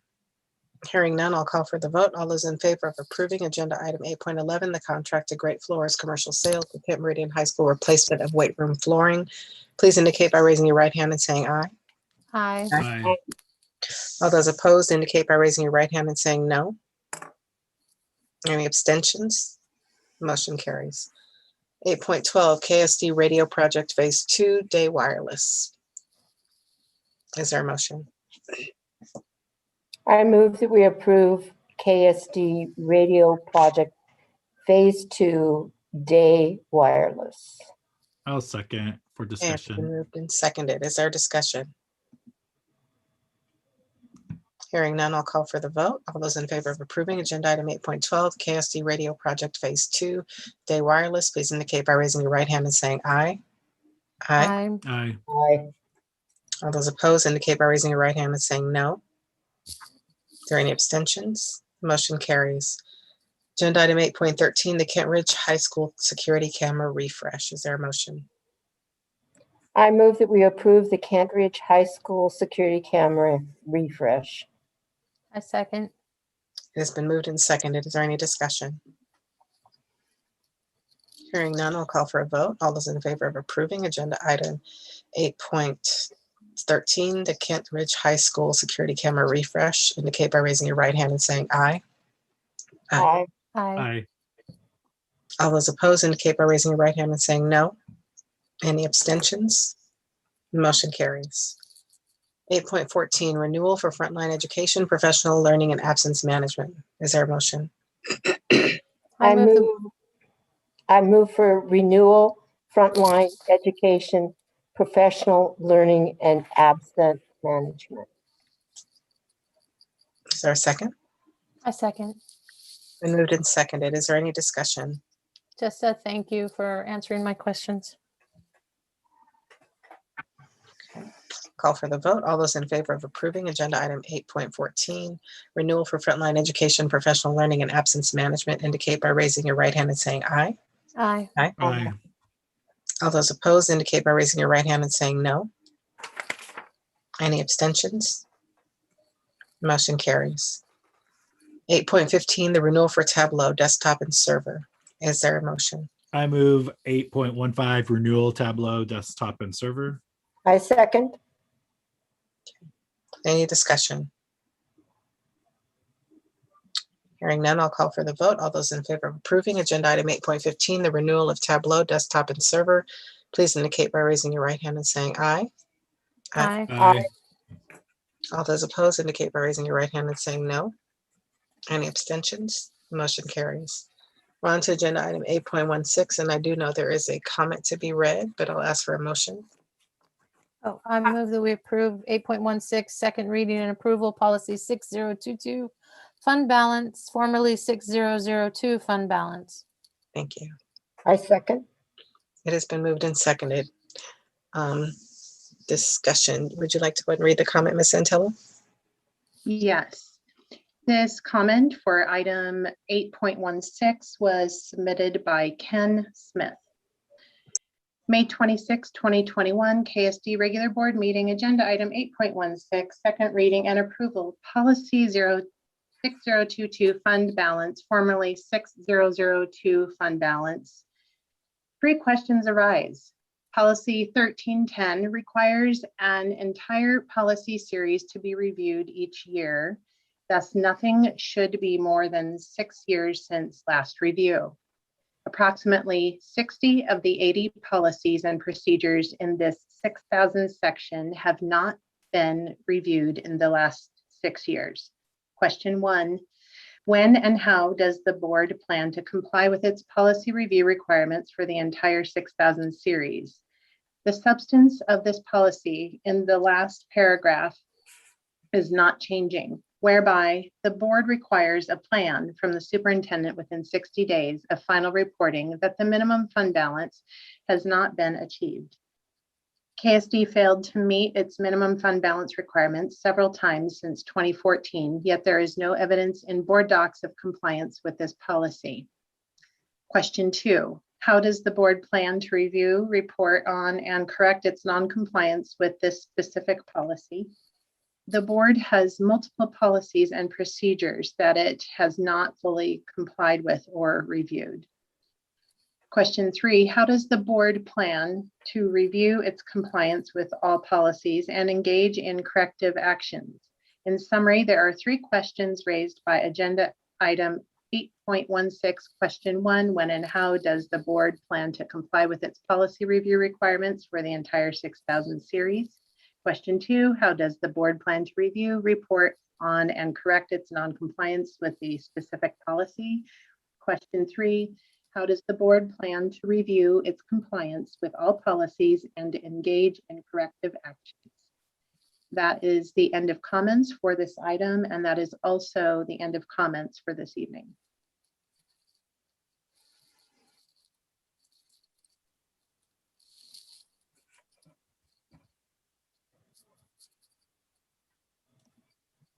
You're muted. Sorry, I went through that whole thing too. Okay. Did you hear me when I asked if there was discussion? Okay. Well, we saw you say it. Okay. Okay, so hearing none, I'll call for the vote. All those in favor of approving agenda item 8.16, the second reading and approval for policy 6022 fund balance, formerly 6002 fund balance, please indicate by raising your right hand and saying aye. Aye. Aye. All those opposed indicate by raising your right hand and saying no. Any abstentions? The motion carries. 8.17, the second reading and approval, policy 3207, prohibition of harassment, intimidation, and bullying. Is there a motion? I move 8.17, second reading and approval, policy 3207, prohibition of harassment, intimidation, and bullying. I second. Okay, it's been moved and seconded. Is there any discussion? I more have discussion on the procedure. There's, but that's in the procedure was attached to this, but that's also an informational. But I do understand that the board does have authority if there's something in procedure that, you know, we want to clarify in the policy, so it makes sure it's in procedure. And that item is in the procedures, the definition of aggressor was replaced by, instead of the words another person, so identifying the aggressor as another person towards a student, it's now been changed with a student. So it seems to limit, the procedure seems to limit the plan, or the procedure seems to limit it, so it's not it's not, it was more open, you know, you were protecting more students from another person rather than just another student. Right. So We're approving the policy right now. We can discuss that when we go, if you have questions about that during the procedure, during the information piece. the procedure was attached in board docs to this Right. But policy. So but we're just approving the policy. We're not approving the procedure. So if you want to discuss that, we can. But that's what I just said. If we want to make the procedure more clear to identify, you know, to update that procedure, to inform that procedure. You mean if you want to make the policy more clear? You keep saying procedure. Are you? I do. I'm saying we have authority over the policy, and if the procedure we don't feel it meets the needs of if the policy, the procedure, oh my gosh, all the P's. If the procedure doesn't support what we intend in the policy, what we need to change is the policy to make sure that the procedure follows what we intend in the policy. So it's a very circular conversation, but there's something in the procedure that bothers me, and I'm wondering if we need to correct that in the policy so that, you know, or have a discussion about it. Vice President Bettinger, we're discussing policy 3207. I understand the difference between policy and procedure. Can you be specific on how we would change policy 3207 to comply with what you want changed on 3207P? I'm at a mystery of this. If we would change the language regarding, you know, if the policy if we added in the policy what we expected, you know, the language to be for an aggressor, because, you know, there might be someone on.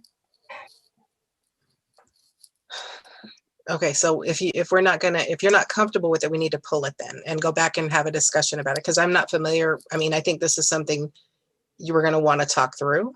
Yeah. So if that's something, I mean, this isn't the place I think where we'd go through because we went through it, right? And so, yeah. So now it seems like you want something else changed. Once I saw the procedure, I realized that maybe we should have been more clear in the policy.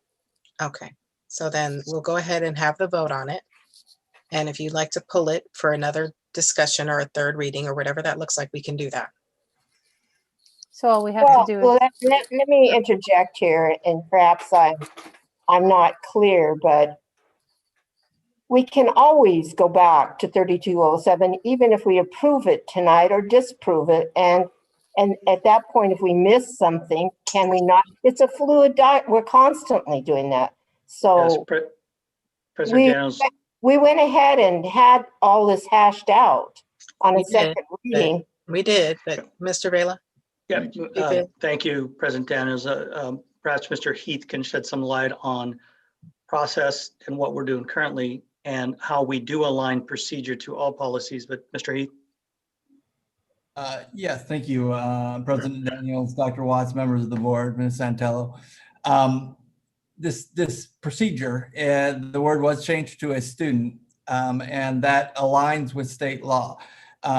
Aggressor can be the aggressor part of it can be another student, it can be a staff member, it can be other members of the community, but the target are the one that is happening to has to be a student, because this is a student policy and procedure. If it was against like an adult or a teacher, that falls under a different, that doesn't fall under this procedure or the law. So to be the person that was being targeted as harassment. Okay, so we're protecting staff in a separate procedure? Under discipline law. Yeah, I mean, it's like if a student, like if it was a staff versus a staff, that falls under the harassment policies that are the staff policies, which are in the 5,000. Yes. Right. Okay. Thank you. I just want to make sure we're protecting our staff too. Correct. Yeah. Thank you, Mr. Heath. Thank you for that clarification. I appreciate it. Okay. I appreciate that clarification. 3,000 series is students, 5,000 series is adults and staff. Okay. All right, so I'll call for the vote. All those in favor of approving The second reading and approval of policy 3207, prohibition of harassment, intimidation, and bullying. Please indicate by raising your right hand and saying aye. Aye. Aye. All those opposed indicate by raising your right hand and saying no. Any abstentions? The motion carries. 8.18, the second reading and approval for policy 4310, district relationships with law enforcement and the government agencies. Is there a motion? I move 8.18, second reading and approval, policy 4310, district relationships with law enforcement and the government agencies. Is there a second? I second. It has been moved and seconded. Is there any discussion?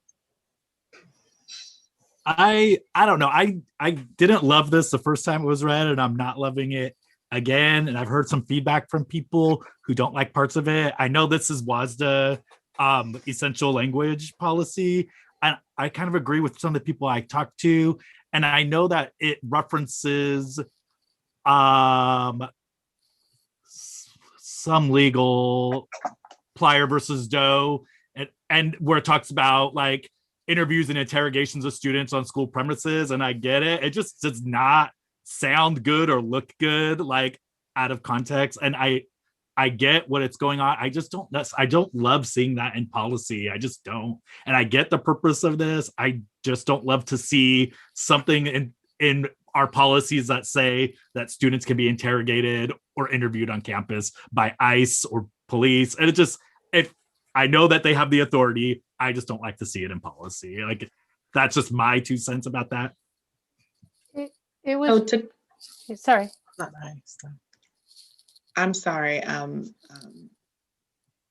directors. I just want to clarify, Director Beno, that ICE does not have jurisdiction in our school districts. Okay. So they do not have the authority to interview or interrogate students. So I just want to clarify that. That is not in policy. They do not have that authority.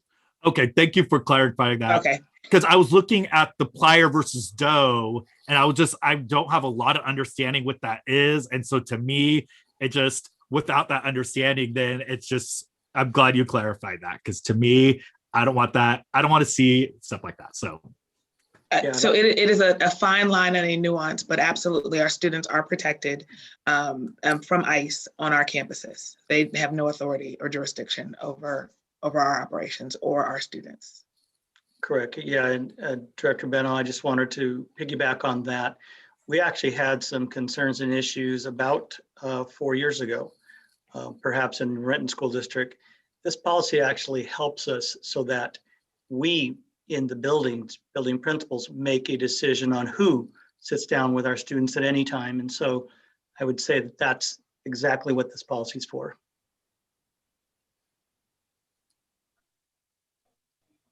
All right, I'll call for the vote. All those in favor of approving agenda item 8.18, the second reading and approval of policy 4310, district relationships with law enforcement and the government agencies, please indicate by raising your right hand and saying aye.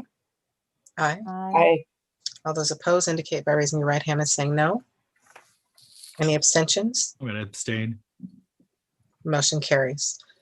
Agenda item 8.19, the second reading and approval of policy 4313, excuse me, school resource officer. Is there a motion?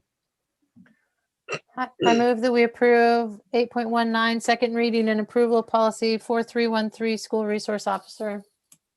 Is there a second? Thank you. Is there any discussion? This was the one I asked about. I was under the understanding that we were going to seek community input on this policy to discuss and get input. And I actually did reach out. I didn't get any responses.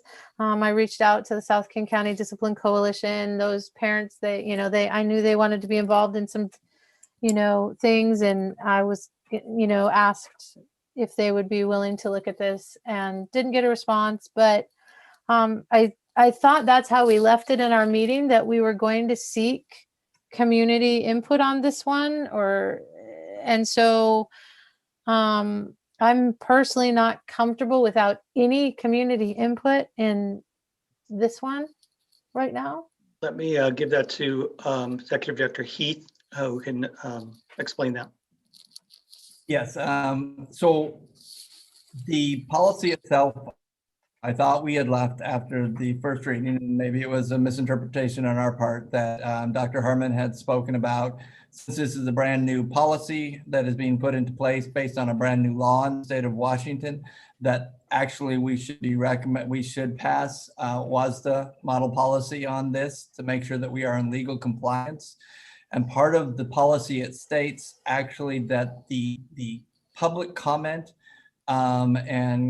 needs to happen during the phase where we are bringing forth the contracts for our individual law enforcement contracts.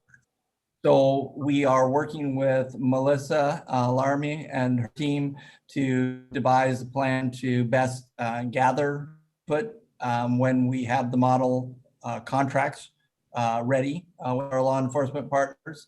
We'll make those public. We will work out a plan to get public comment. And then that will be brought to the board where there'll be another chance for public comment. And then every year when those contracts come up again, then this law and actually this policy that you might be putting into place, if you put it into place, this solidifies that that process needs to happen before contracts are approved by the board. So in a sense, by putting this policy in place, you're ensuring that this is a step that has to take place. I see. So, okay, I see. That makes sense. And yeah, it's getting late. And now I remember that conversation. So I appreciate you filling that in. And we did discuss even probably maybe bringing students forward when it comes to Absolutely. be a valuable way to do this. Absolutely. For me, contracts was one thing, and I understand that process too. Under this policy, though, I don't love reading that the law enforcement agencies are responsible for training their employees. Law enforcement is trained a specific way, and their trainings, even for school, is done in a specific way as well. I'm concerned that we don't have school-based folks doing trainings for how we want officers to interact or law enforcement to interact with students, et cetera. I know there's their own legal things that they have to enforce, but there's also like if someone comes into our house, it's our rules as well. And so we want to make sure that our training, our practices gets instilled on any employee in the district, whether they're contractors or not. And I don't know if they're considered contractors, I'm calling them that. But like if we're signing a contract for them to come work with in our schools with our students, I think that we need to provide the trainings that we expect them to do. They can have their own trainings for what's expected for them in the schools, but we also need to have trainings, and that's not spelled out here. And I would love to see that in there. So I don't necessarily support this 100%. And I think I said that last time, and I understand the conversation about just bringing this forward because it's policy that's considered essential for WASDA, but I don't necessarily love that not being in here. But we did talk about that. There is training that the district provides. I remember that conversation, but I thought it was going to be added in here. Not to the policy, probably procedures or during the contract time, but I do remember us having a lengthy discussion about it. And in addition, Mr. Bennell, it's very interesting when you see how the laws have changed on the training for SROs. It's so much more extensive that came through and much more geared toward students and restorative justices practices and stuff, and all these new laws that the police themselves are going to have to change a lot of that training too, that I've had some exposure to that's really good too. So. In addition to Dr. Hamada's comments, in the Kent School District, we have every year a 5 to 7 day academy that we actually have our own. In fact, Mr. Heath has done training in that academy. We also have others from our own school district to give training. So we definitely are very, very ahead of that curve in terms of offering training on a regular basis on how interaction is done with our students. And that's not required though. It's optional, but majority or all of them do it, but it's not mandatory, right? We require it in the contract that they actually are part of it. Absolutely.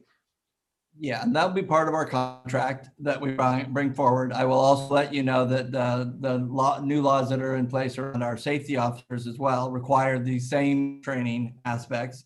that and that the Puget Sound ESD, actually all of the ESDs in the state of Washington, has been tasked with making sure that these trainings are common and given throughout the state. So I know that the Puget Sound ESD is hiring staff that will help oversee around all of the member districts in the Puget Sound ESD. So I'm confident that the training will happen. It's part of the law for us to do it. So. But the safety officers have different roles than law enforcement, though, right? The safety officers are district-based, right? They are, and we have to certify that they are, but we contract with police officers, and we can't dictate that. That's why we have to put those in our contracts with the law enforcement, that they will receive this training. So by signing the contracts, in a sense, the law enforcement agencies are signing off that they will be forced, they'll make their school resource officers have this level of training.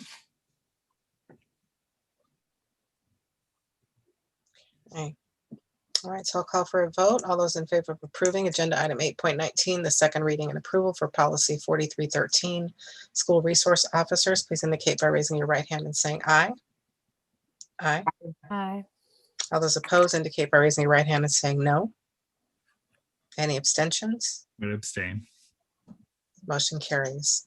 We're on to the consent agenda. Does anyone want to pull any item from the consent agenda? I do. Just for clarity, our protocol has one other item on it that doesn't match what's on BoardDocs. So BoardDocs is accurate, but our protocol.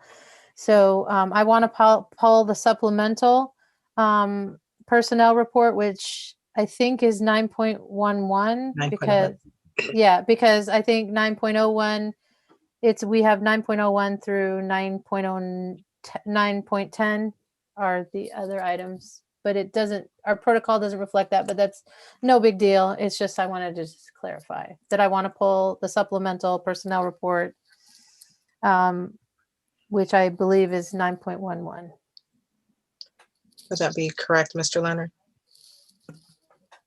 Yes, that is correct. Okay, awesome. So, okay, any other items? Okay, so then can I get a motion to approve the consent agenda items 9.01 through 9.10? I move that we approve the consent agenda items 9.01 through 9.10. I second. Okay, it's been moved and seconded. Is there any discussion? All right, hearing none, I'll call for the vote. All those in favor of approving the consent agenda items 9.01 through 9.10, please indicate by raising your right hand and saying aye. Aye. Aye. All those opposed indicate by raising your right hand and saying no. Any abstentions? Motion carries. Can I get a motion to approve agenda item 9.11? I move that we approve agenda item 9.11 supplemental personnel report. I'll second. Okay, it has been moved and seconded. Discussion. And for discussion, I pulled it because the board didn't, the policy 1420 wasn't followed. The board didn't have 3 days to review.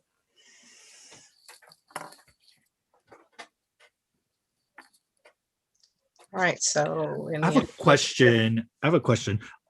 About that. Like, is there legal ramifications, or is it just something that we're just not following our policy if we follow this? Is that, like, I guess I do, like, I understand like the policy's in place for a reason, but is there anything like negative, or we're just like not following our procedures and that's not looked good upon? Like, I guess I don't know if that question makes sense.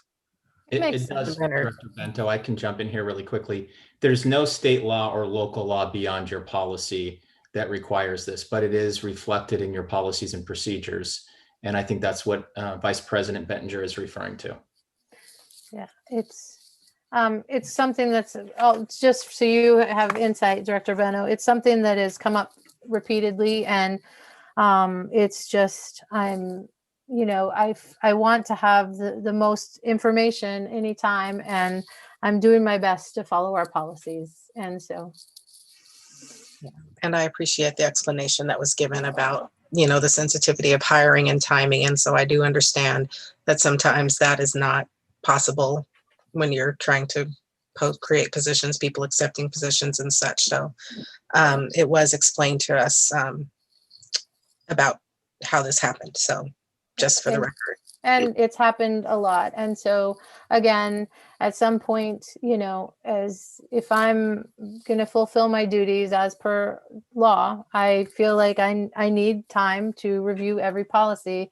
And it's unfortunate that this, you know, 3 days wasn't met. I think even in the agenda review, I mentioned that there were documents missing and I would need 3 days to follow policy.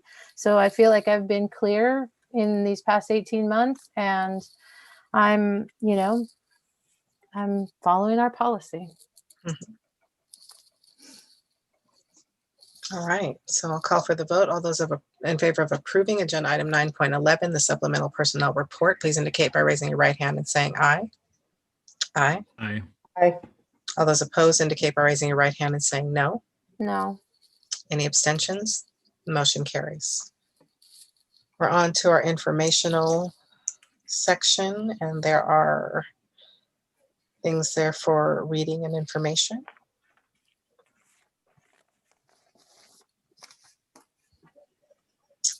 And then we'll move on to our final communication from the audience, which is my understanding, Ms. Santello, we don't have any. Our last public comment was read earlier, I believe. President Daniels, yes, that is correct. The last public comment has been read. Thank you. All right, so we'll move on to our board reports and discussion. Who would like to begin? I'll start. Thank you. I again want to thank all the students who have emailed me about graduation and for the rally. I really appreciate students taking time to advocate for themselves. I always teach my students it's important to advocate for yourself regardless. You know, don't break the law, but you know, make yourself heard, right? And so I think that's really important for people's voices to be heard, and youth need to understand and realize that they have voices and they deserve them. And I just think it's amazing. Like we heard from our young people at our work session, they're just amazing, and they bring such great wisdom for their age, and I think it's important to listen. So thanks to students for that. I really want to thank the newly National Board Certified teachers. I went through that process. I went through the renewal process, and you know, it is very vigorous. I always tell people it's the best professional development I've ever done for schools in my entire life. NBCT health education here, holla, right? So it's like, it's a lot of time, and the facilitators do lots of great work, and it's really challenging. So congrats to our newly National Board Certified teachers. Past meetings I've attended, I like to tell people what I've been up to. I met with the Kent Rainbow educators again. What a great group of educators trying to make great things happen in the district. I really appreciate them and their perspective. I also met with the PAC manager of Kent Ridge, and just reiterating the importance of equity, making sure the students in all the schools are getting an equitable experience no matter what the school is. No matter, like I don't know anything about theater, and I also think regardless of what we're doing, all the schools have equity in education when it comes to that. And this, I don't care if it's like the best sound system in the world or not, but it should be equitable and students should have access. And again, because I'm a CTE teacher, it needs to be something students can do and learn so they can go to the workforce. I also think we need to listen to the educators as well. Sometimes educator voice isn't always heard. Not that I'm saying it wasn't, but just in general, like we need to listen to our students, but we also need to listen to our educators. They're doing great work in the buildings. And I know that through the professional learning communities and whatnot they're doing, that they're collaborating and they're coming up with things. And so it was just a joy talking to the PAC manager of Kent Ridge. And I want to see a show in person because I hear it's better than some in-person theaters, Broadway, that people have ever seen. So I'm excited. And I have some links to watch for performances I've done virtually. So I'm really excited to see that. Currently, I'm still working on the school board boot camp through WASDA, finding time to kind of go through that. I was invited to join the Kent Educators of Color on Saturday, June 5th. So I'm excited to meet with them. Another great group of educators. Kent School District has amazing educators. It's just, I'm just amazed at everyone I meet and their dedication to the work in the district. again, I'm going to shout out, like, please invite me to your school site location, Zoom, Teams, Google Meet. I'm familiar with it all. And I also want to thank people for reaching out. I got married a couple weekends ago, so it's amazing. And so I really appreciate people reaching out for their congratulations on social media. So thanks to everyone. And again, I look forward to having our board meetings in person and hybrid, since our students and educators are being asked to do that. And I'm looking forward to being able to do that as well. And that concludes my report. Awesome. I'll go next. Protocol. Kind of to piggyback off what Director Beno said, there's a lot going on. The Equity Conference, the WASDA Equity Conference, and I can't remember all the acronyms. It's WASDA, WASBO, AW something. It was amazing. It was just, I went to I was able to, watch every session and feel blessed that I was able to do so.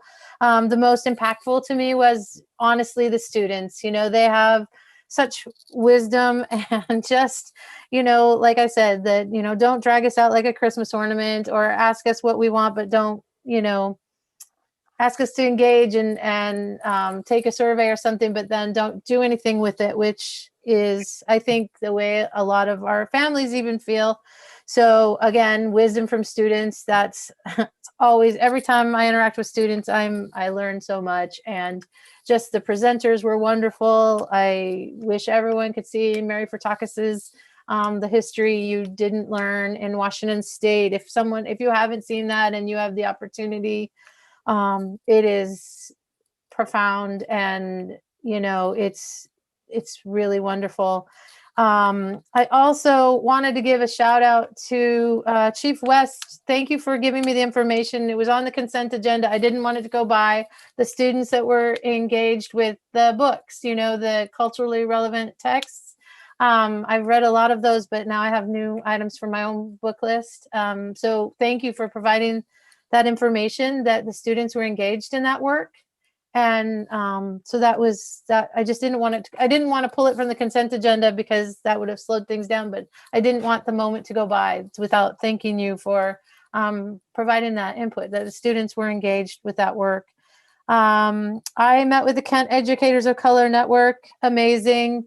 And again, want to, combined with everything that's been going on, it just reminds me, the Equity Conference too, the consistent message, I think, in over half the presenters was engage the community, talk to students, talk to families, talk to parents. And I know I've submitted for the board communication plan, town halls, meeting with families, engaging is going to be really important to me. I mentioned it earlier. I met with students about graduation. I think the students were Kent Ridge and from Kent Lake that were on the Zoom call that they invited me to. Very important. Again, I congratulate our national board certified teachers. It is, I have friends that are teachers and they have, I understand it's a lot. And so that's just going to be so wonderful for our students. They do it for themselves and also our students. And so I think that's really important. I thank everybody who watched, speaking of Kent Ridge Drama, everyone who took the opportunity to watch their streaming show, and it was done all socially distanced, and so it was really fun. Obviously I watched it, but thank everyone who supported Kent Ridge Drama and who's supporting all our sports and music and drama in this, again, strange and unprecedented times, just being there for students. Something that President Daniels said regarding graduation, I just wanted to thank her for saying it and agree wholeheartedly that making sure that we're not making adults comfortable on graduation and not listening to students. And so that was, I really appreciated that comment. And the students that spoke to us tonight, Alex, Aaliyah, Manat, and from Mill Creek and Meridian, and the educators, Nathan and Shannon, who brought them, again, wonderful. And I think, obviously, there's a recall petition out there. And so there's been meetings. So I got in through that opportunity. I spoke to Tim Garshow at WASDA. I've spoken to fellow board directors in other districts. I've had meetings with another person from WASDA. So it's been an interesting time. And as always, I appreciate everyone who reaches out, all the parents I've talked to since the last board meeting, all the students I've talked to since the last board meeting, all the educators I've talked to since the last board meeting. It is all appreciated. And as always, I thank my board colleagues for all their work. And yeah, I think that's the end of my statement.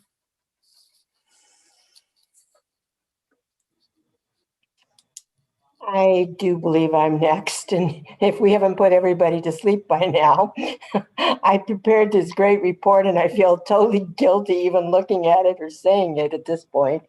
I want to, first of all, the work session tonight, that the kids, the students, and the educators and seeing what they're doing, that's phenomenal. I always really enjoy that, and seeing the progress that they've made and keeping that sustainable over the years. I'm very much willing to help with that in any way to keep that going. The National Certified Teachers, I'm the mother of a teacher who's gone through that process 2 times. And believe me, we've had many conversations where she was ready to give up. Try to teach, try to do that. It's a lot. So I commend all of you who have gone through it. It's not everybody that gets it. There's a lot of people that are rejected. It's not as easy as people. It's not a walk in the park. And I just want to go through some of my shout outs on Saturday, May 15th, little Miss Sarah, my little pup, and I hopped in my car and picked up my new welcome sign in Matson's Middle School that adorns my front porch, handmade by one of the parents of Matson Middle School, that I purchased to support their great work at the Matson PTSA auction. And I can add that to my painting that I have on the wall with all the fingerprints from Lake Young's Elementary of the kids at an auction that I attended there 2 years ago. And it's pretty commendable. Matson had surpassed the last that I checked on their auction of raising $2,500. And that I want to thank and give a shout out to Matson Middle School PTA, and that's Diane, Linda, Nessa, and Savina, who are on their executive board, and also to the staff leadership at that building at Matson Middle School, Principal Jim Schill. On May 17th, Monday, I met with a teacher who unfortunately will be taking his career in a different direction, but still in focus of doing what's right for kids. I valued very much the time we spent together. His parents immigrated into this country from Venezuela. And the top of the line of he's a graduate of Texas A&M. So that can tell you what happens when we come into this country and accept people from other countries. He stressed the importance that every school to have a welcoming attitude to all students and meeting them exactly where they're at. He talked about the value of developing a multicultural curriculum and the importance of all to understand the importance of Black Lives Matters. And I want to thank you for the gift of knowledge that he gave to me in that interaction. It makes me a better board member. On May 18th and 19th, I attended a equity conference put on by Washington Association of School Administrators, Washington State School Directors Association, and the Association of Washington School Principals. It ran from 8:30 in the morning to 12:30 both days. Attending the conference was 460 participants. 53% were administrators, 21% school directors, 13% principals, and 12% educators. Mirko Sardine was a keynote speaker, and he was excellent. He talked about going beyond access, how important it is to know your own story, own your own story. Your story is your power. He talked about he has written an excellent book, which I am now reading, which is on You Ain't Nothing. And it's a story about his power, and it's excellently written, and I'm about halfway through. Mary Furtakis, who's also on our State Board of Education, was another excellent speaker, and she walked us through a real history lesson of U.S. history. And I would like to see a lot of adults take that class way beyond school boards. It was really excellently done. It is so important to have a deep understanding of the real history of this country. Also that spoke that day was Dr. Jeff Broom, a principal at Tumwater High School, and Dr. Ted Desimer of King County Housing. They walked us through how important it is to engage white male leadership in our equity work. And they brought up a lot of things about how we can do that and project that in our area. And Dr. Gloria Henderson walked through a great presentation and developed it around a book that I have yet to read, but I do have it on my reading list. And it's called Education Cannot Save Us. We Have to Save Education by Bettina Love. And the second day started off with a panel from around the state of different educators speaking their thoughts and journeys. And so there was a big shout out to all that spoke or participated at this conference. And I took away a lot of data, information, and feelings. I purchased some tickets to the Kentridge Players to support their program. It was excellent. And supporting our kids in the arts and the music, along with the sports program, is extremely important to me.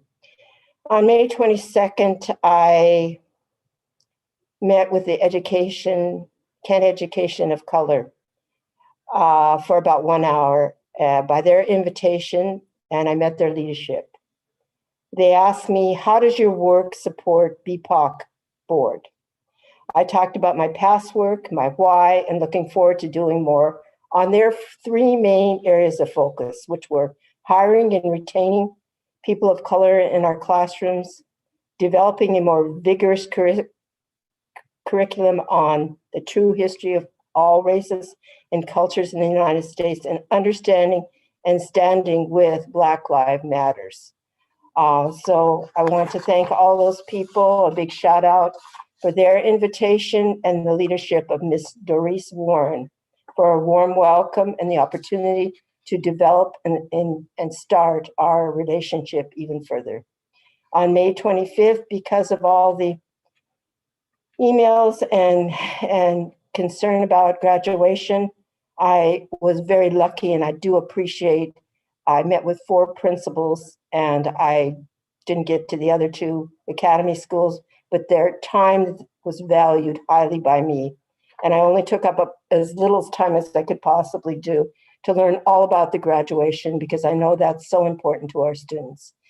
And I will end with what I do every quote. Government institutions exist because the community feels there is a need to be developed for the common good. When decision makers of those institutions fail to listen to their constituents, they fail. And that concludes my report, President Daniels. And now that we're all asleep. Thank you.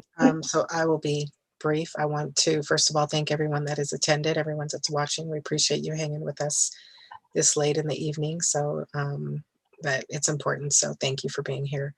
I also would like to acknowledge our wonderful student leaders that spoke to us. It was wonderful to hear from them. Thank you for your time. Thank you for your voice. Thank you for the leadership in what you're doing.